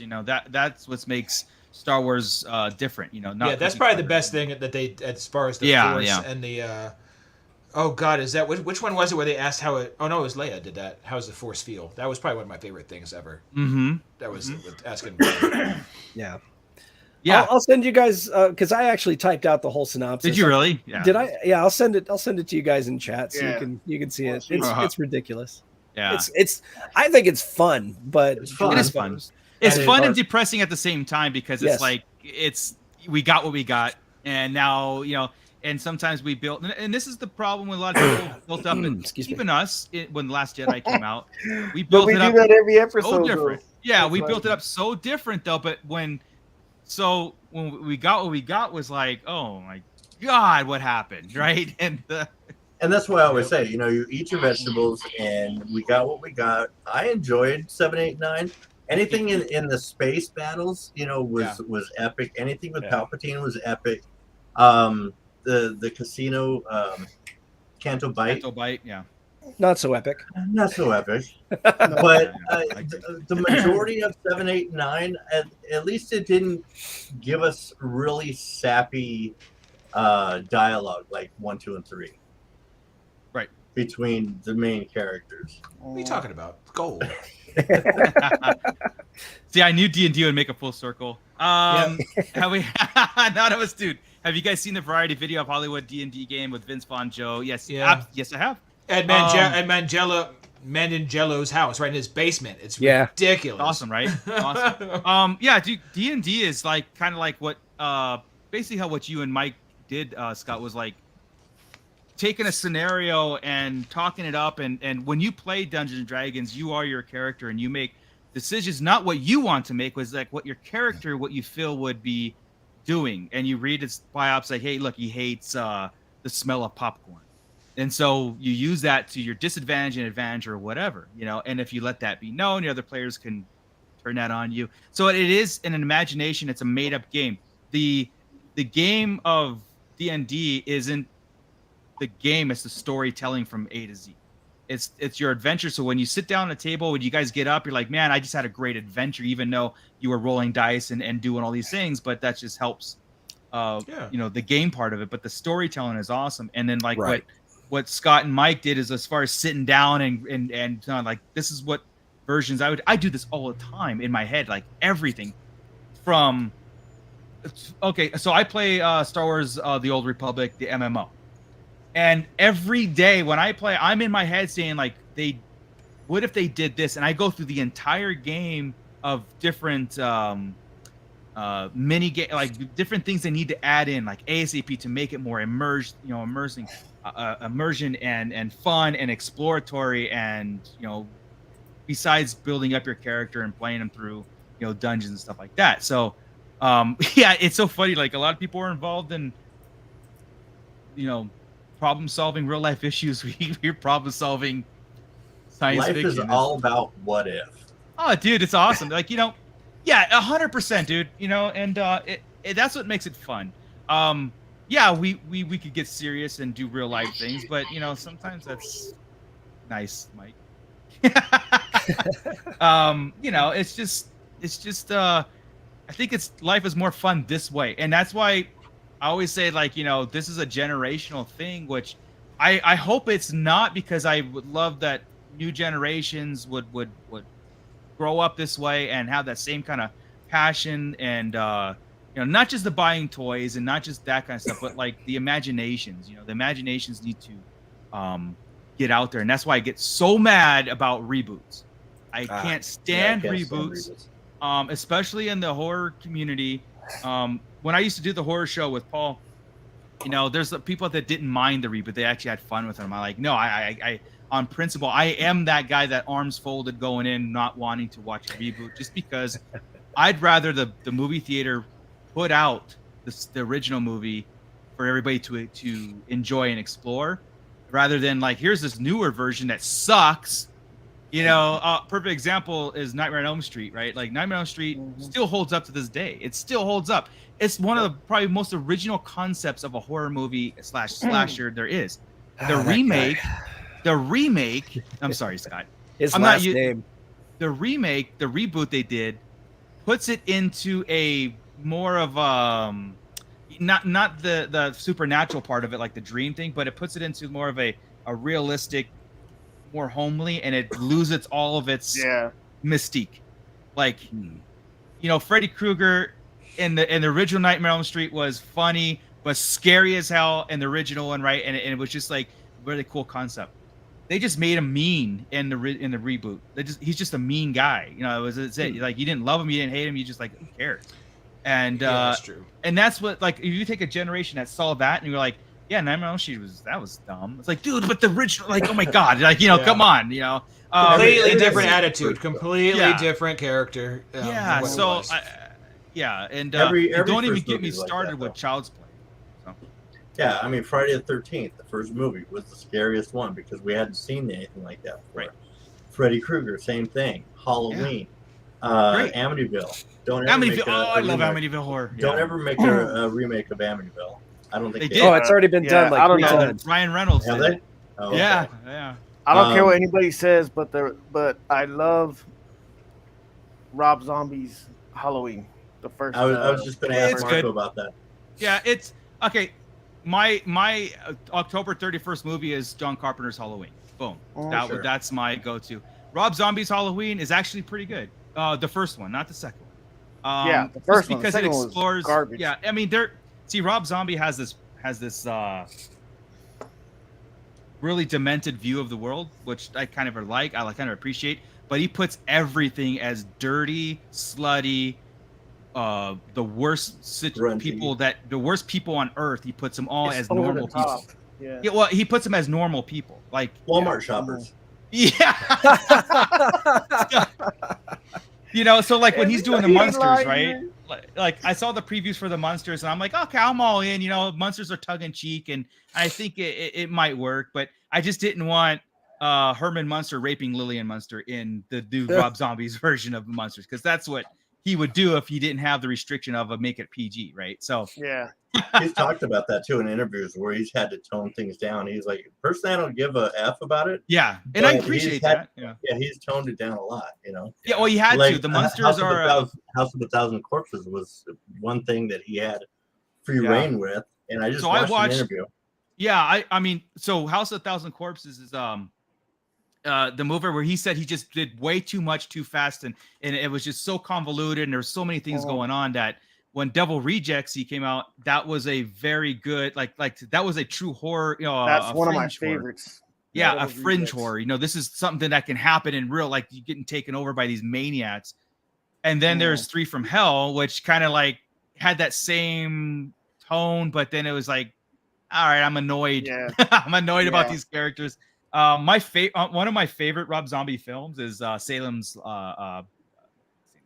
Rejects? No. The goddamn.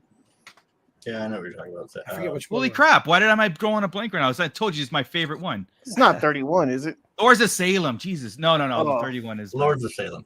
Lords of Salem was actually really good. It had a very good psychological thing, and it's a whole devil thing. I love it. It's fantastic. I think the thing with Devil's Rejects, why it was so good, was because it was nothing.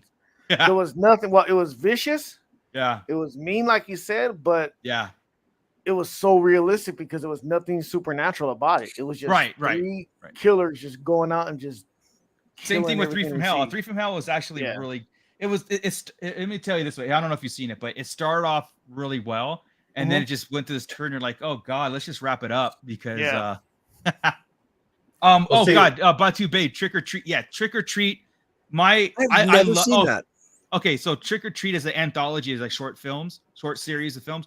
I don't care for the first one; it's okay, but after that, it's fantastic.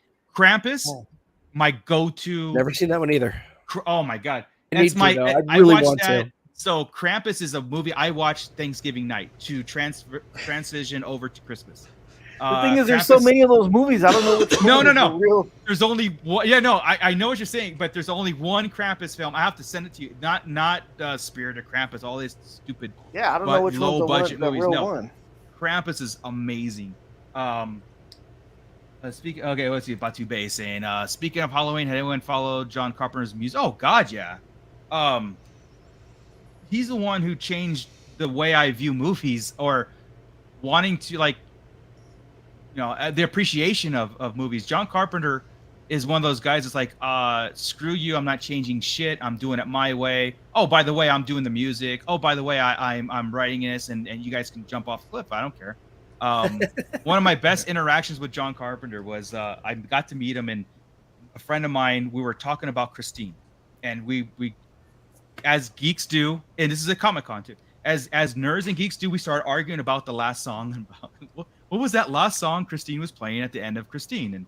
And we're like, well, there's John Carpenter. Let's go ask him. So we went up to him, got his autograph and everything, and we asked him. And John Carpenter's like, I don't freaking know. It's like, I don't, like, get out of my face, And but he was kidding, and he goes, I don't know. It's like Bad to the Bone. I'm all, see, I knew it. It was Bad to the Bone. So, yeah, my little story. Sorry, Scott, you're muted. It's hilarious. And Scott's picture when he's off camera is you. It's me. I had nothing to do with that. Who doesn't want to be Moocher? Who doesn't? Bromance. And I had nothing to do with that. He's on your screen saver on his phone. He's on desktop wallpaper. Yeah, guy, I could talk horror movies all day. I have a list of movies I want these guys to see, but they just won't do it. So when Marco says he didn't get out, yeah, it's because you told me to besides Hereditary, which sucked. You also told me to watch some Nick Cage stuff. Yeah. Mandy. Well, I don't listen to you. Oh no, anymore. Mom and Dad, dude. Oh, it was man. awesome. No, you had me watch Wolf Cop, and I still got a stomach ache to this day from watching. See, I just don't watch anything he tells me anymore. I'm surprised I trust him about anything Star Wars. I'm surprised because anything horror, I'm out. I've never got diarrhea from watching a movie. It's not that bad. It's the Taco Bell of films. Yep. It's only a werewolf with transition through his penis. It's like, it's. I mean, it's not that bad. Speaking of through the penis, did you guys? How about The Boys? Did everybody finish The Boys up? Of course, yeah. I was done with season 1 of The Boys. What? I'm good. I'm good. Scott, oh my God, dude, The Boys is phenomenal. Joey, do you watch The Boys? No, I haven't seen it. Mike, you'd love it. No, Monique keeps bugging me to see it, and I just keep forgetting. You'd love it, dude. Both of them would love The Boys. Oh, yeah. Holy smokes, Mike, dude. you'd like it, dude. It's it's filthy, dirty, vulgar. It's like bloody. DC on steroids. Dude, like it's like like Peacemaker and throws it into a different category. If every hero was jacked up and immoral and horrible, and it's just, I love it. It's Superman. exactly what Basically, superheroes Superman today is would be. Superman is the absolute worst person in the world. He's got all those abilities, but he is the literal worst thing. But he's also the face of superhero. Everybody worships him because there's a company that basically makes superheroes at this point. They don't know. They don't all know they're man-made, right? Like Made Men in DC. They don't know all this stuff, but not all of them know. And but they have to be the face, and they have to be on ads, and they all have movies, and they're commercialized. Basically, they're like, it's really it's really cool, man. You'll like it, Mike. It's Mike likes horror movies, and the second season is absolutely foul. The Boys. The Boys, man. I was good with season 1. I mean, I was good with that. At the end, I was like, okay, I'm good. Oh man. Yeah, I have my limits. That was just surprisingly a fun movie to watch. The Unbearable Weight. It was surprisingly fun. Yeah, I went to the theater and saw that. And I was like, my wife didn't. I enjoyed it. I was like, I enjoyed it. It was. I need to see that. Yeah. It's good. It's a fun little ride, Yeah. But Mom and Dad, really, you didn't like it? It was no. You told me you liked it. It was okay, but then what was the other one though? Pig, something about a pig. No, it's probably Mandy. That if you watch Mandy or Color Out of Space was awesome. I don't know, man. Pig. So maybe that wasn't something about a pig. I forget now. But you had me on a couple, and I was like trying, and I'm like, we're done with Marco. Well, I know that you didn't like Hereditary. I don't know why. Hereditary is brilliant. But Midsommar is even more brilliant. That movie, oh man. Both those movies. Oh my God, dude. I felt so bad about myself watching those things. I really want you guys to watch Deathgasm, though. I really, really, really, really, really want you guys to watch Deathgasm. Oh, anybody in a pit? I thought you guys had a date for that. No dates for You know what's fun though? It's Hereditary, Midsommar, and The Mist. All The Mist, yeah. I watched that the other day. The Mist is. I watched that. I watched that the other day, dude. When I was discussing the other day. It's the Stephen King Thomas Jane one. Yes, Thomas Jane. Yes. Okay. Yeah. I saw that one. Yeah, when I was discussing, you were talking, Marco, about Deathgasm. I'm like, I'm not going to get invited to that because I could just watch at midnight Marco laying naked on the couch. No! Wait till you get to this scene. I mean, I will do that, but not. I mean, it's for different reasons. Just Gasm and Marco in the same sentence in Maroon would not be something I'd enjoy. Let's put it this way. Like, I don't know if you guys heard or seen, or anybody in the pit has heard the movie Dead Alive, which was called Brain Dead in America, but it's Peter Jackson's film Dead Alive. My favorite horror movie of all time. In fact, it's here on my arm. That's the right. So, Deathgasm is another New Zealand horror film. and it is probably my second favorite horror film. Just because New Zealand knows how to do it, dude. It is a horror film, funny, gross, just like all of like Sam Raimi's films, right? You know, like Drag Me to Hell was amazing. I don't know if you ever seen that. That was good. Yeah, Drag Me to Hell was amazing. But Deathgasm is so you will thank me. Will we though? If I told you guys to watch that Greasy Strangler, I think I'd lose you guys as acquaintances, not even friends. I mean, friends would be out the door. I mean, you can watch that movie and then we'll talk later. But Deathgasm, I would say this: you're welcome for that movie. Here it is on a silver platter. Has nothing to do with what you're thinking of. The worst horror movie I ever saw was a video at a video store back in the 80s, and I rented it, and I don't remember the cover except it had a girl on it, and it wasn't the that narrows it down. It doesn't have was it behind the curtains? No, it wasn't behind the curtain. But it was a movie. It was in a binder. It was a movie called Snuff, and they ended up pulling it from the shelves because somebody actually was murdered in that movie. Yeah. What? And they videotaped it. Yeah. Oh my God. It wasn't like crazy. Faces of Death. Remember those? Yeah. I've watched all those too. Yeah. That's the whole thing about me. Like, I love horror movies, but I don't like reality horror. You know what I mean? Like, if I see it in real life, I get nauseous. But I can watch the most disgusting things if I know it's fake. It's FX, yeah. Oh, I do. I have like a very cheerful demeanor with me when I'm watching horror movies. Like, I really get excited. Why are you such a nice guy? I am. Naked at midnight on the couch watching Deathgasm. The naked and peanut butter thing is totally eating Cheetos. Yeah, that's on a beanbag. Right. Yeah, but my beanbag, and I do what I want. But yeah, I mean, I just have such a cheerful demeanor when I'm watching horror movies. Creep Show. Oh, Creep Show. Come on, Gordon, right there. Thanks for the ride, lady. Yeah, I love Creep Show. Showtime at 11 o'clock. That's part 2. Yeah. I loved Twilight Zone movie. That one was, oh yeah, the movie, one. Old, the rich, yeah. You want to see something scary? You want to see something really scary? Dan Aykroyd. Yep.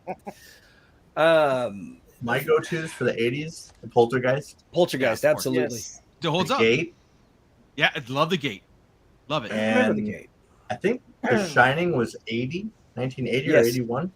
Yeah. Not the TV movie, yes. Those are my 3 go-to horrors. If you want like my good go-to vampire, my go-to. Remember, I told you, Marco, a while back. Gates of Hell. Gates of Hell. Yeah. Did you ever watch it? Oh yeah, dude, that's fantastic. It's a trilogy. It's really City of the Dead, God. Gates of Hell, and something else. It's that movie tormented me so bad when I was a kid. So bad. I got one like that too. I never even saw the movie, but I remember it was about 1980 or so, sitting at home in the morning before elementary school. It's like 1980, and I'm ready to watch Flash Gordon, the old Flash Gordon movie.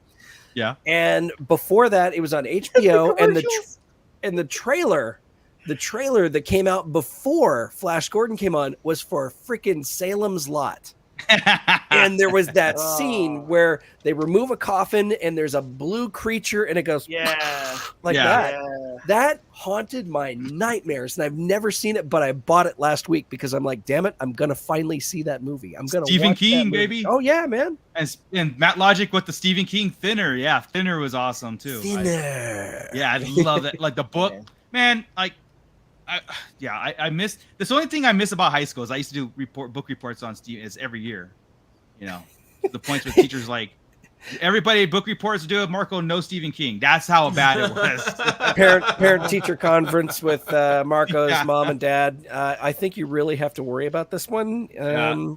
My parents are enablers. My parents are enablers. They are the ones who don't watch this movie. We're gonna be back in 2 hours. Hellraiser, hell yeah, let's watch it. Dude, that's hilarious that you say that, Scott. Because I don't know how many times I went to like Coverall Video, like back in the day and I would see just a cover of a horror movie, and the one that freaked me out the most was Island of the Dead.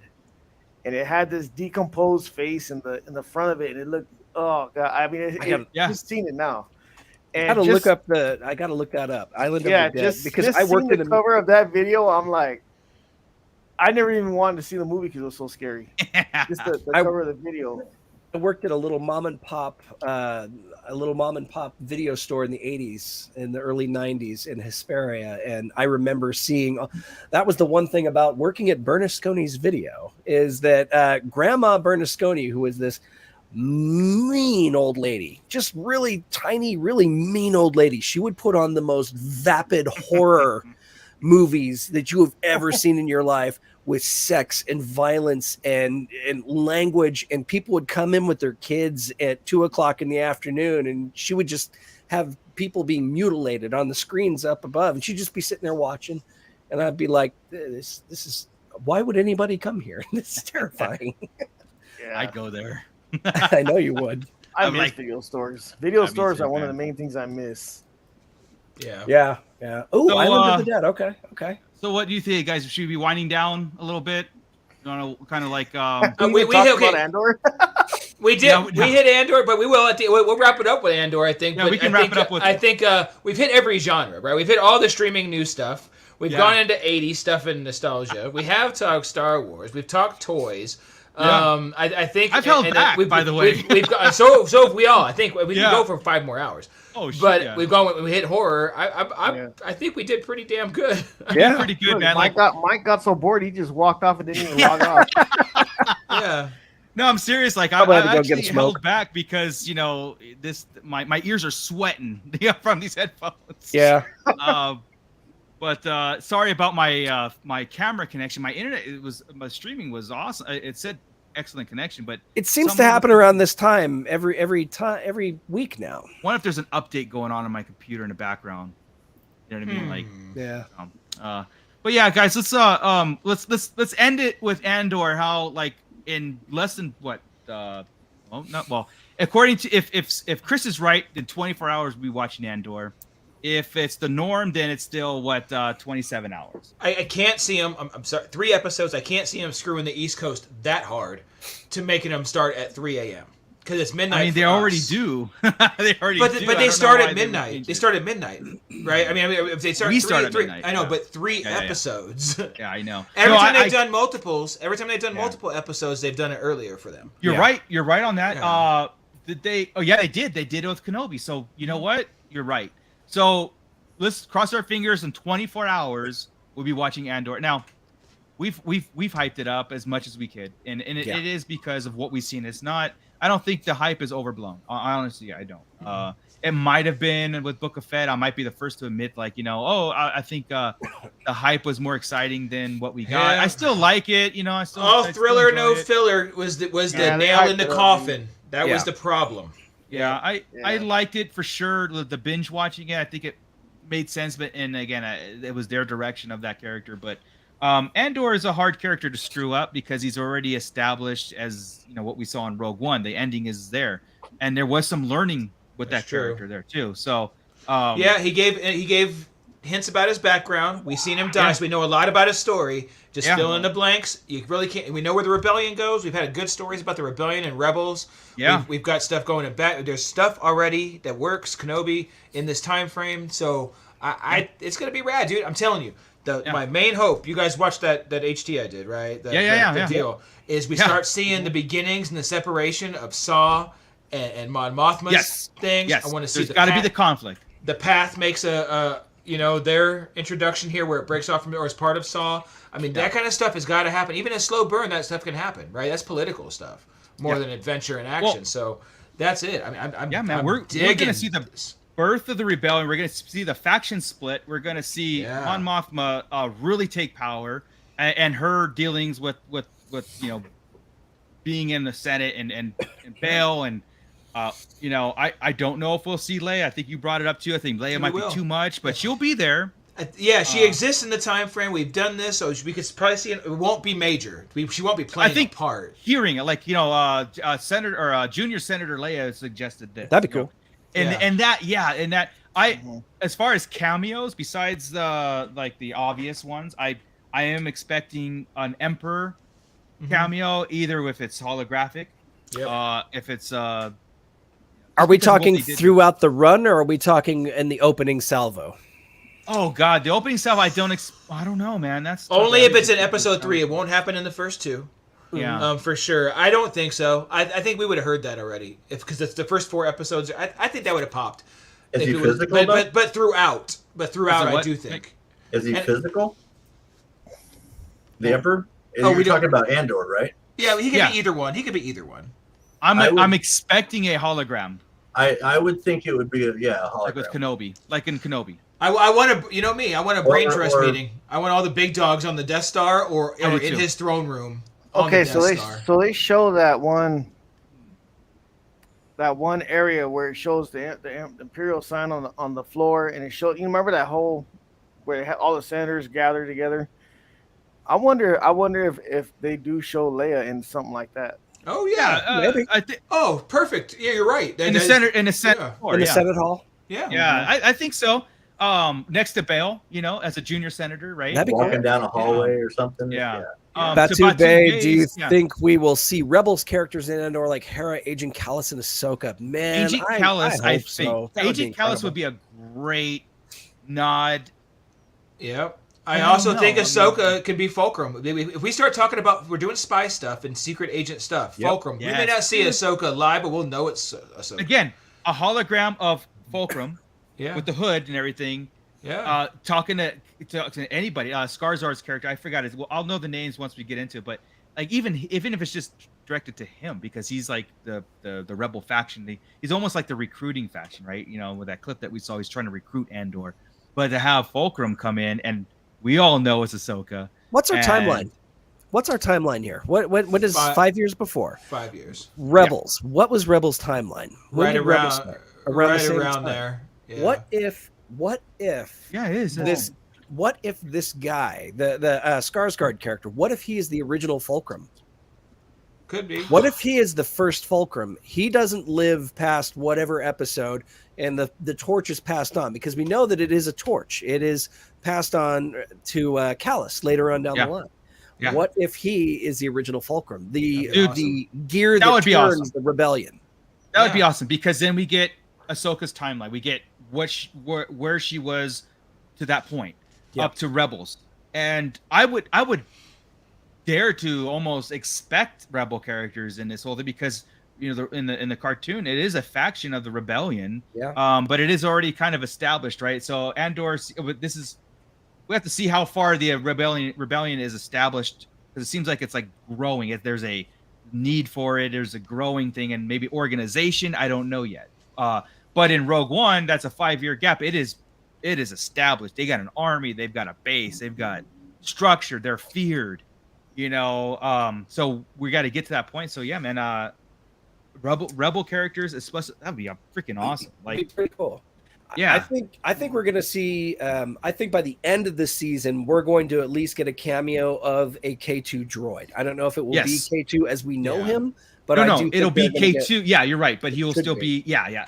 I'm expecting that. Like, I'm assuming we're gonna see a bunch of those droids, because we've seen them in other stuff. Yeah. But we're gonna see actual K2SO, but before he's reprogrammed, before he's repurposed. Wouldn't it be incredible if this is where we get the siege of Mandalore? I mean, the destruction of Mandalore somehow or another. Light of 1,000 Tears. Yeah, Light of 1,000 Tears.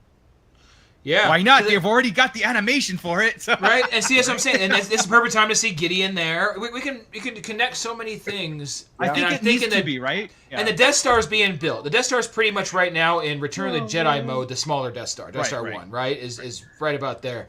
I think we're gonna get played. The Rebels won't know about it, but every time we see the Empire, the big, we're gonna be at the Death Star at some point. That'd be awesome. That would be, that would be, because then it can get us the callback.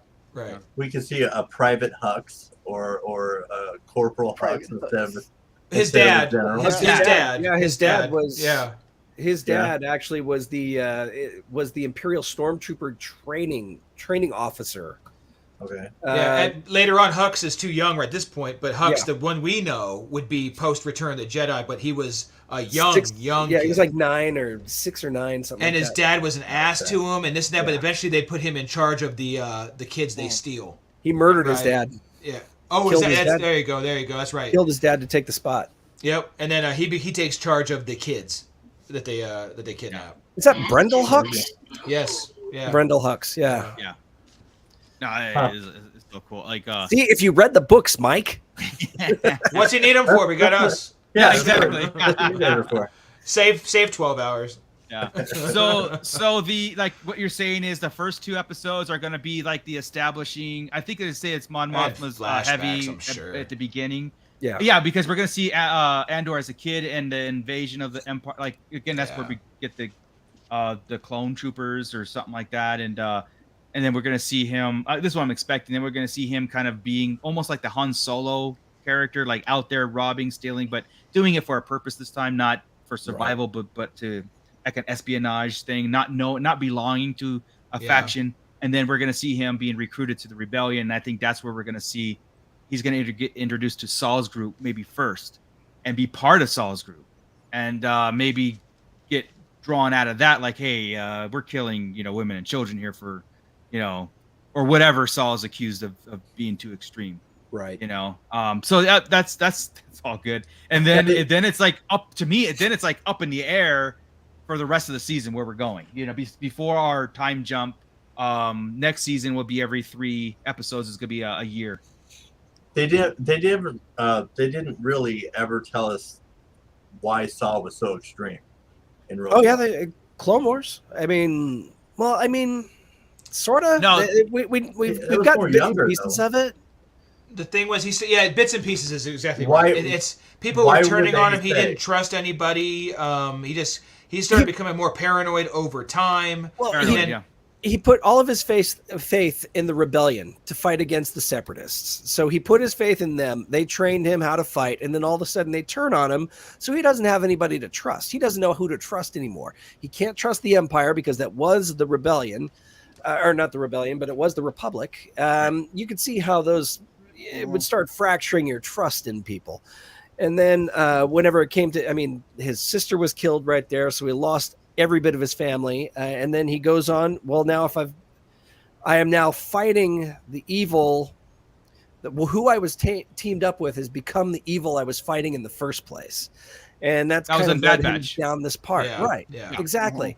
And then that leads you into Rebels whenever he's discovering some of the atrocities that the Empire is doing. So yeah, you kind of get it in bits and pieces. He's going to be the eye for an eye guy, and then he's going to learn through the rebellion and stuff. It's like, look, but we can't be the monsters that the Empire is doing, but Saul doesn't see that. Yeah. I think so. He's going to be betrayed by them. We got to see the turn from the split from him and Mon Mothma. That's the key. Yeah. It's not so much why he's doing what he's doing. It's the split between the two. Because we got crazy Saw in Rogue One. He's gone full blown extreme and everything. Don't trust nobody. And insane. What led up to that? Right. And he's a bit off. You think the first 3 episodes are going to be like full on the hottest of the heat starting of the Empire? No. Yeah. We're gonna see not an established empire like we did with Solo or nothing like that, where it was already established. It was already taken over. I'm talking about like from the ending of the Clone Wars to like the beginning. In flashbacks, when they take out his planet, you'll deal with some Empire. They're still clones. We've seen things in the original trailer of clones, right? So we're gonna see that. But once we get to the Andor time frame, that's past Solo. It's between Solo and okay. So they'll be fully established.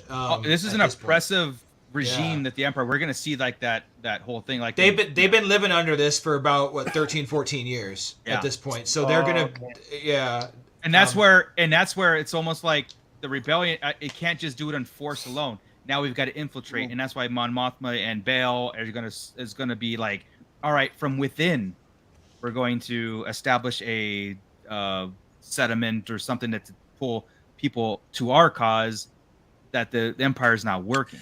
The rebellion has to win the hearts and minds of the people that are being marginalized. So that's what the rebellion's got to be. But Saw is all about fighting fire with fire.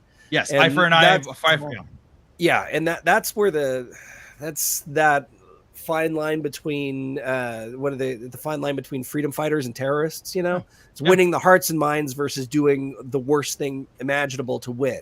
Yeah, and that's where the fracture is. So during the transition of the empire of the Republic to the Empire, how long was Mon Mothma and Bail Organa how long was it before they were looked at as enemies of the Empire? Immediate. Well, Yeah, I think immediately. I think they're already kind of on the outs already. They even with the Emperor, they already knew what was going on. And Bail, and if I recall from most of the books, it's pretty immediate. It's like right after they're already splitting off. They have, but they're still involved in the Senate. Like they're still there. Saying, it's just that they're not being. They would still show up to those Senate meetings, right? Oh yeah, so, they have to. How long was it before they were like running for their life? Like they're hiding now. Like A New Hope, Rebels. Rebels. It happened in Rebels. Yeah, Mon Mothma had to run it. So at this time, at this time frame that we're going to see, I think we're going to see that where they're going to put a contract on these people. Like you got to get. All right, that's it. And I think it's going to come from the Emperor directly, or whoever's in charge of See, that's the stuff I want. Barkin or I want to see somebody, that stuff. and they're going to be like, all right, kill on sight, Mon Mothma and Bail are kill on sight kind of stuff. It's going to happen during Andor series. Was it later? Was it later in the Clone Wars that we saw generational change, the transition between clone troopers and stormtroopers? Is that Clone Wars? Bad Batch. Bad Batch. Okay. So yeah, the right after Order 66. Immediately after what's called Operation War Mantle was the transitioning from clones to enlisted conscripts, and therefore everything changes. Like that, everything changed. That you're going to see TIE fighters. You're going to see the Emperor. The industrial complex of the Empire is going to be the war machine. So War Mantle was like months or literally months after Order 66. Yeah, and that's all on Bad Batch. Gordon just said just now. When did the Death Troopers come in? They're here. They're in. When did when did we get those characters? I say the Death Troopers. We see the beginning of that in Bad Batch. That's what's going on, right? And then by the time we're going to see them heavy in Andor. Yeah, they're in Andor's trailer, so we're going to see them in Andor. All right. And they're usually accompanied by a director. Like usually they're director or above. Yeah. Right? They're with Krennic. They're with Thrawn. We've never seen them with Tarkin. They would be with Tarkin, I would assume too. They would. I think But really, we've only seen them with Krennic and Thrawn. We've seen Gideon. Like big time. Didn't we see him in Rebels with Thrawn? With Tarkin? I thought we saw him in Rebels with Tarkin too. Maybe with Tarkin, but I know they're with Thrawn, so I don't know if they had shown up with, because almost every time we see Tarkin, we see Thrawn, right? A lot of the times. Right. Weren't they with Moff Gideon?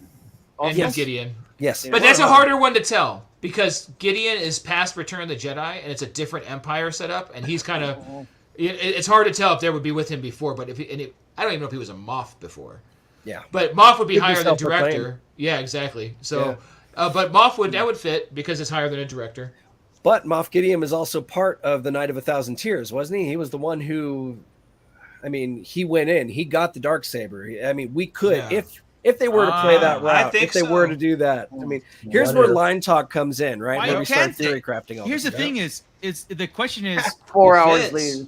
They can't afford not to because they need to tell the audience where he got it. Yep. They need to tell it. They need to tell that story.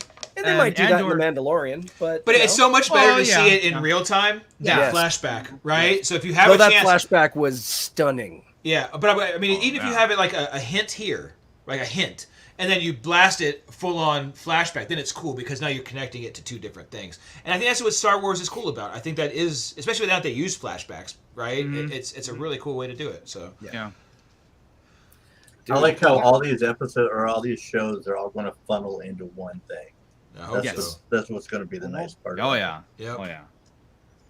Yep. All right, guys. Well, I think we can wrap it up. I think I'm frozen again on screen or whatever, so I've been frozen. We can hear you though. All right, that's cool. You have a nice dome. Let's put it that way. The light's doing very good. I think you're lighting up half of Southern California right now. Batu Bay, so much lore, so little time. Yes, right? That's it. And that's all we. You know, it's funny. We can go another 4 or 5 hours on this. It's funny. Chris and I know that. Oh, everybody here knows this. We had that sentiment before we had Disney Plus, before we had the sequels before Disney, we had that sense. It was like, there's just so much here on these 3 movies and now 6 movies, and then this and that, and it's like, what do we do? Like every time we get new information, we Chris does a whiteboard. We do podcasts about it. We digest this thing to the fullest, you know. Anyway. To Matt Lodger's point right here on the siege, you know what? That's kind of throwing us off, Matt. We don't really know. It talks about it in different places. I think so too. Obviously, because Mandalore exists in Rebels, and Sabine has the Darksaber. Yeah, so there's a lot of weird stuff because time frame it's all going to happen really close. Yeah. So it's so to your, it could happen here, but it would be in the second season. The last quarter probably of it, last third of it. Yep. But yeah, we're kind of off on the time frame too, dude. It just since day one, since they mentioned it. Yeah. Yeah, because it's got Sabine gets it in season 3. Sabine ends up with the Darksaber, passes it off to her sister at the beginning of season 4, and you've got in season 4 leads right up to A New Hope. So there's a very small point in time here for the Siege of Mandalore, which to me, from old Pat, again, legend-wise, you would have thought that would have been longer ago, right? the fact that they bring the Mandalore and the Mandalorians of very recent history is wild. Yeah. Another good point. Yes, the siege. I keep saying the Siege of Mandalore. Yeah, you're right. The Siege of Mandalore is Clone Wars, Night of 1,000 Tears. Man, Mandalore's had a real rough time. Yeah. Rough go of it. But the time frame makes perfect sense, like you said. Rebels leads right up to New Hope. Rogue One leads. I mean, Rogue One is a month before New Hope. It's like a day before New Hope. Yeah. So Andor is supposed to end when Rogue One begins. So you're gonna see in Andor season 2, or you would see that Night of 1,000 Tears, and maybe Sabine in there because again she's in Ahsoka. So why not have her film the thing and maybe have that trend so we see it, the origins of it. So when we see Moff Gideon in season 1 of Mandalorian, that's how he got the saber. Of course, it all makes sense. It all goes full circle. Wouldn't it just suck though if the Night of 1,000 Tears it's just a broadcast on the HoloNet? Oh, Night of 1,000 Tears happens. News at 11. That kind of thing. And then we're like, wait, what? I think we need to see Sabine lose the Darksaber. I think we need to see Moff Gideon pick it up or beat it or whatever. Bo-Katan has it. Bo-Katan has it. I think it's important for the audience to know how Moff Gideon got it. I think that's why she loses it, right? Because she didn't win it in battle. So she felt Moff Gideon's got to fight somebody. Yeah, all of it. Because even Sabine's mother asked how she got it, right? And if it was one or not, and it wasn't one. Yeah. So there was stuff going on. So there really was. I suppose there was really no real ruler of Mandalore based on the Darksaber until probably now. Right. The Darksaber, the Elder Wand of the Star Wars universe. Absolutely. Yeah. Which again, there we go. We needed that. That was the Harry Potter kick again. That was it. Perfect. Now we can wrap it up, and I do want to say thank you so much for everybody who stuck with us for 3.5 hours of LineTALK. A very, very, very small sliver of actually what we do. When we get together, even socially, even I had trivia set up. I had the wheel set up. We didn't have time for that. No, we could have gone for a while. Oh yeah. Well, if you guys weren't talking Lord of the Rings for about 2.5 hours, we could have did it. Ernie left. Everybody left. It was really nice having Joey in the live stream. I know, right? Yeah. But, why haven't we changed his name on there to JoJo Binks yet? Dude, they changed this. Good question. It's happening. But everybody in the pit who's lasted this long with us, thank you so much. Thank you all guys guys and gals that have helped us reach 1,000 subs. We could not obviously do it without you guys. Your support means everything to us because otherwise we just get together at Chris's house and do this without podcasting. But this is so much fun to get everybody's opinion and energy and just have a great time. Everybody who joined us live, what's her name? Chantel, Luna Girl. Chantel, thank you. Luna Girl, Mando, Mike. Thanks for jumping on. Thank you, man. Yeah, I'm gonna let you guys close out, so I'll say my goodbye. Yeah, congratulations on 1,000, guys. You guys rock, and you're the only Star Wars podcast that I watch. So with that, keep it nerdy. As Scott always says. Man. Awesome. So, thanks, Mike. I'm out. Take care, dude. See ya, man. Yeah, it's so cool to have a community to call our own. And when we do have a real line, we'll have to, of course, invite everybody and make it a big event. It might be a couple years, but what else are we doing? You know what I mean? Right. So we got nothing but time. Nope. Short or long, we got nothing but time. We have to make the best of it, right? Nothing but time and shitty internet connections.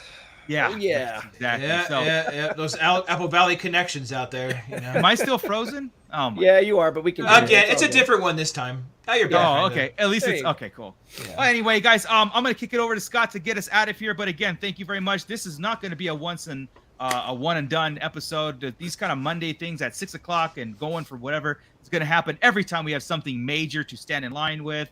But of course, you can find us on Wednesday when we drop Andor Talk, and we'll see how that goes. But I want to see everybody in the pit doing our thing, and we got a lot of things planned for our channel. So everybody, not just us, keep it up, but everybody in the pit, keep it up, and on your guys' projects too. We love to hear from you guys. We love the passion. Red 5 Network is killing it right now.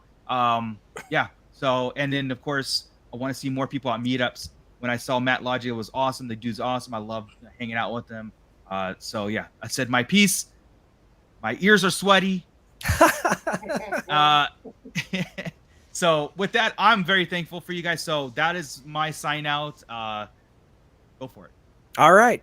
You know what, man? This has been incredible. It's awesome to not only share the room with people like Lunar Girl and Mando Mike and Chantal, but also to get to know our new listeners and our new viewers, like Anonymous Dude 123.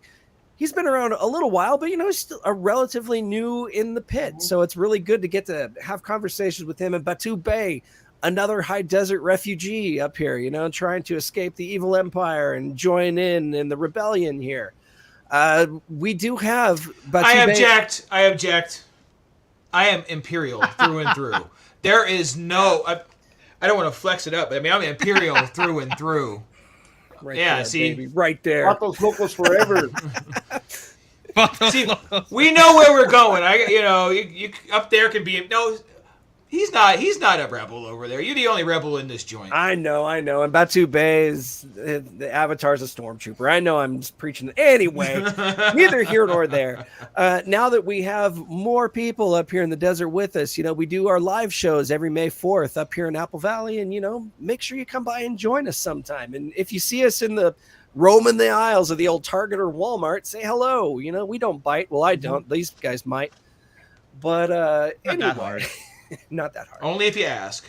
But hey, we had 1,000 subscribers today. We had 1,000 subscribers today, guys. Yeah. That is incredible. That is a major feat. And to know that we just started doing this online at the beginning of the pandemic. Before that, we were barely scratching the surface of doing a live show. And we were just audio only, basically. And look what we've grown into in just the last couple of years. It's something to be proud of. And honestly, it's big part of it is a thanks to you guys out there who are watching us, subscribing, telling your friends, meeting up with us at conventions, just enjoying this nerdy life that we all try to share. So, thank you. Big thank you to that. If you want to join up with our Patreon crew to log on to patreon.com/Sarlacc Digest Podcast. Consider throwing us a couple of bucks. It goes back into the production of the show. Also, you can follow us on our Facebook group, the Sarlacc Digest Central, which we might be changing the name of. I think there's been kind of a hint about that. But we'll keep you all informed. And if you're already a member of the group, it'll just kind of change around you. Doesn't really matter. You can follow us on Twitter, Instagram, TikTok, and of course the shorts here on YouTube as well. Bootleg Joe, you can find him bootleg_760 on Instagram. He does some pretty damn amazing toy photography whenever he gets around to it. Come on, man. We need more of that. Yeah, I got to pump those out. You do. We've also got Grand Admiral Franz down below. He's the voice of Twitter whenever he wants to, sometimes. More lately than usual, but yeah, there's that's true. That's true. I like every post. I don't do the twatter thing, but you can find me on TikTok, and just it's an unnecessary evil. There's going to be some new content coming, and of course, the one and only Darth Moocher, this guy right here, in his amazing 3D printing, where you can find the Tashi Station Emporium Action Never figure prepared. stands. There's my camera. Check that out. Action figure stands for all your needs. I'm not frozen. Nope, you're not frozen. You're frozen now. No, he's not. He's On still his moving to stick. me. Oh, now he's frozen. There we go. Okay, there we go. He's got these brand new He-Man stands. He's got Grayskull and Snake Mountain right there. It's pretty. I'm dropping them on my cat. I'm so excited. But did they break? But look how sturdy they are. Yeah, That's good right. durability test. Rusty just looked at it and went, what the hell was that? So anyway, TashiStationEmporium.com, code word Sarlacc Digest Podcast to get yourself 10% off. He's got amazing G.I. Joe stands that will literally blow your mind. He's also got walls, Star Wars crates, you name it, he does it. Also, Ernie, the Fallen Fett, he was here for 5 minutes until we bored the crap out of him with some Lord of the Rings talk. You can find him on the Fallen That's his Fett problem. Chronicles. I know, right? What's wrong with that guy? Find him on the Fallen Fett Chronicles, How We Do Disney, the Toy Migos with They're Not Dolls. He's all over the place. He's got 1,000,001 shows. Don't know how he does it, but, it's fun content. So, with all that, I think I covered it. Oh, no, wait. But wait, there's more. Rogue Toys in Las Vegas, Rogue Toys in Portland, and Salt Lake City. You get Crystal, Rogue Toys Crystal. Kyber Crystal will be joining us on Wednesday for a breakdown of Andor. And speaking of that, Wednesday, 8 p.m. Pacific time, right here live on YouTube. Check us out. We're going to break down those first 3 episodes of Andor, full spoiler review. So just be prepared. Watch it. Don't come. Watch it. Watch it. Don't watch us. Well, you should still watch us, but just expect to get spoiled. Yeah, Join in on yeah, that conversation. We're going to break it all. Yeah, you're going to get beyond spoiled. We're going to dig deep into every little bit. It's going to be like a 6-hour show. Yeah, exactly. Probably not, but still. Probably not. No, this one was long enough. Yeah. That's what she said. And last but not least, if you haven't done so, please wampa stomp that like button. Oh, where's my wampa? Please do it. We need likes. Free likes. Hopefully I'm not frozen. But Nope, if I am, you then are. it's a bitch. Right. You're kind of not. You're good. Wampa stomp it. Oh my god. We are so dumb. Okay. It gets That was corny and cornier that was every time. She-Hulk cringy. That was. Yeah, That's bad. I know. I could have had it twerking. We'll have to come up with an animation for that, but A Don't put twerking more work wampa. on me. A twerking wampa. We need it. God damn it. with that, Scott, Keep it nerdy, everybody.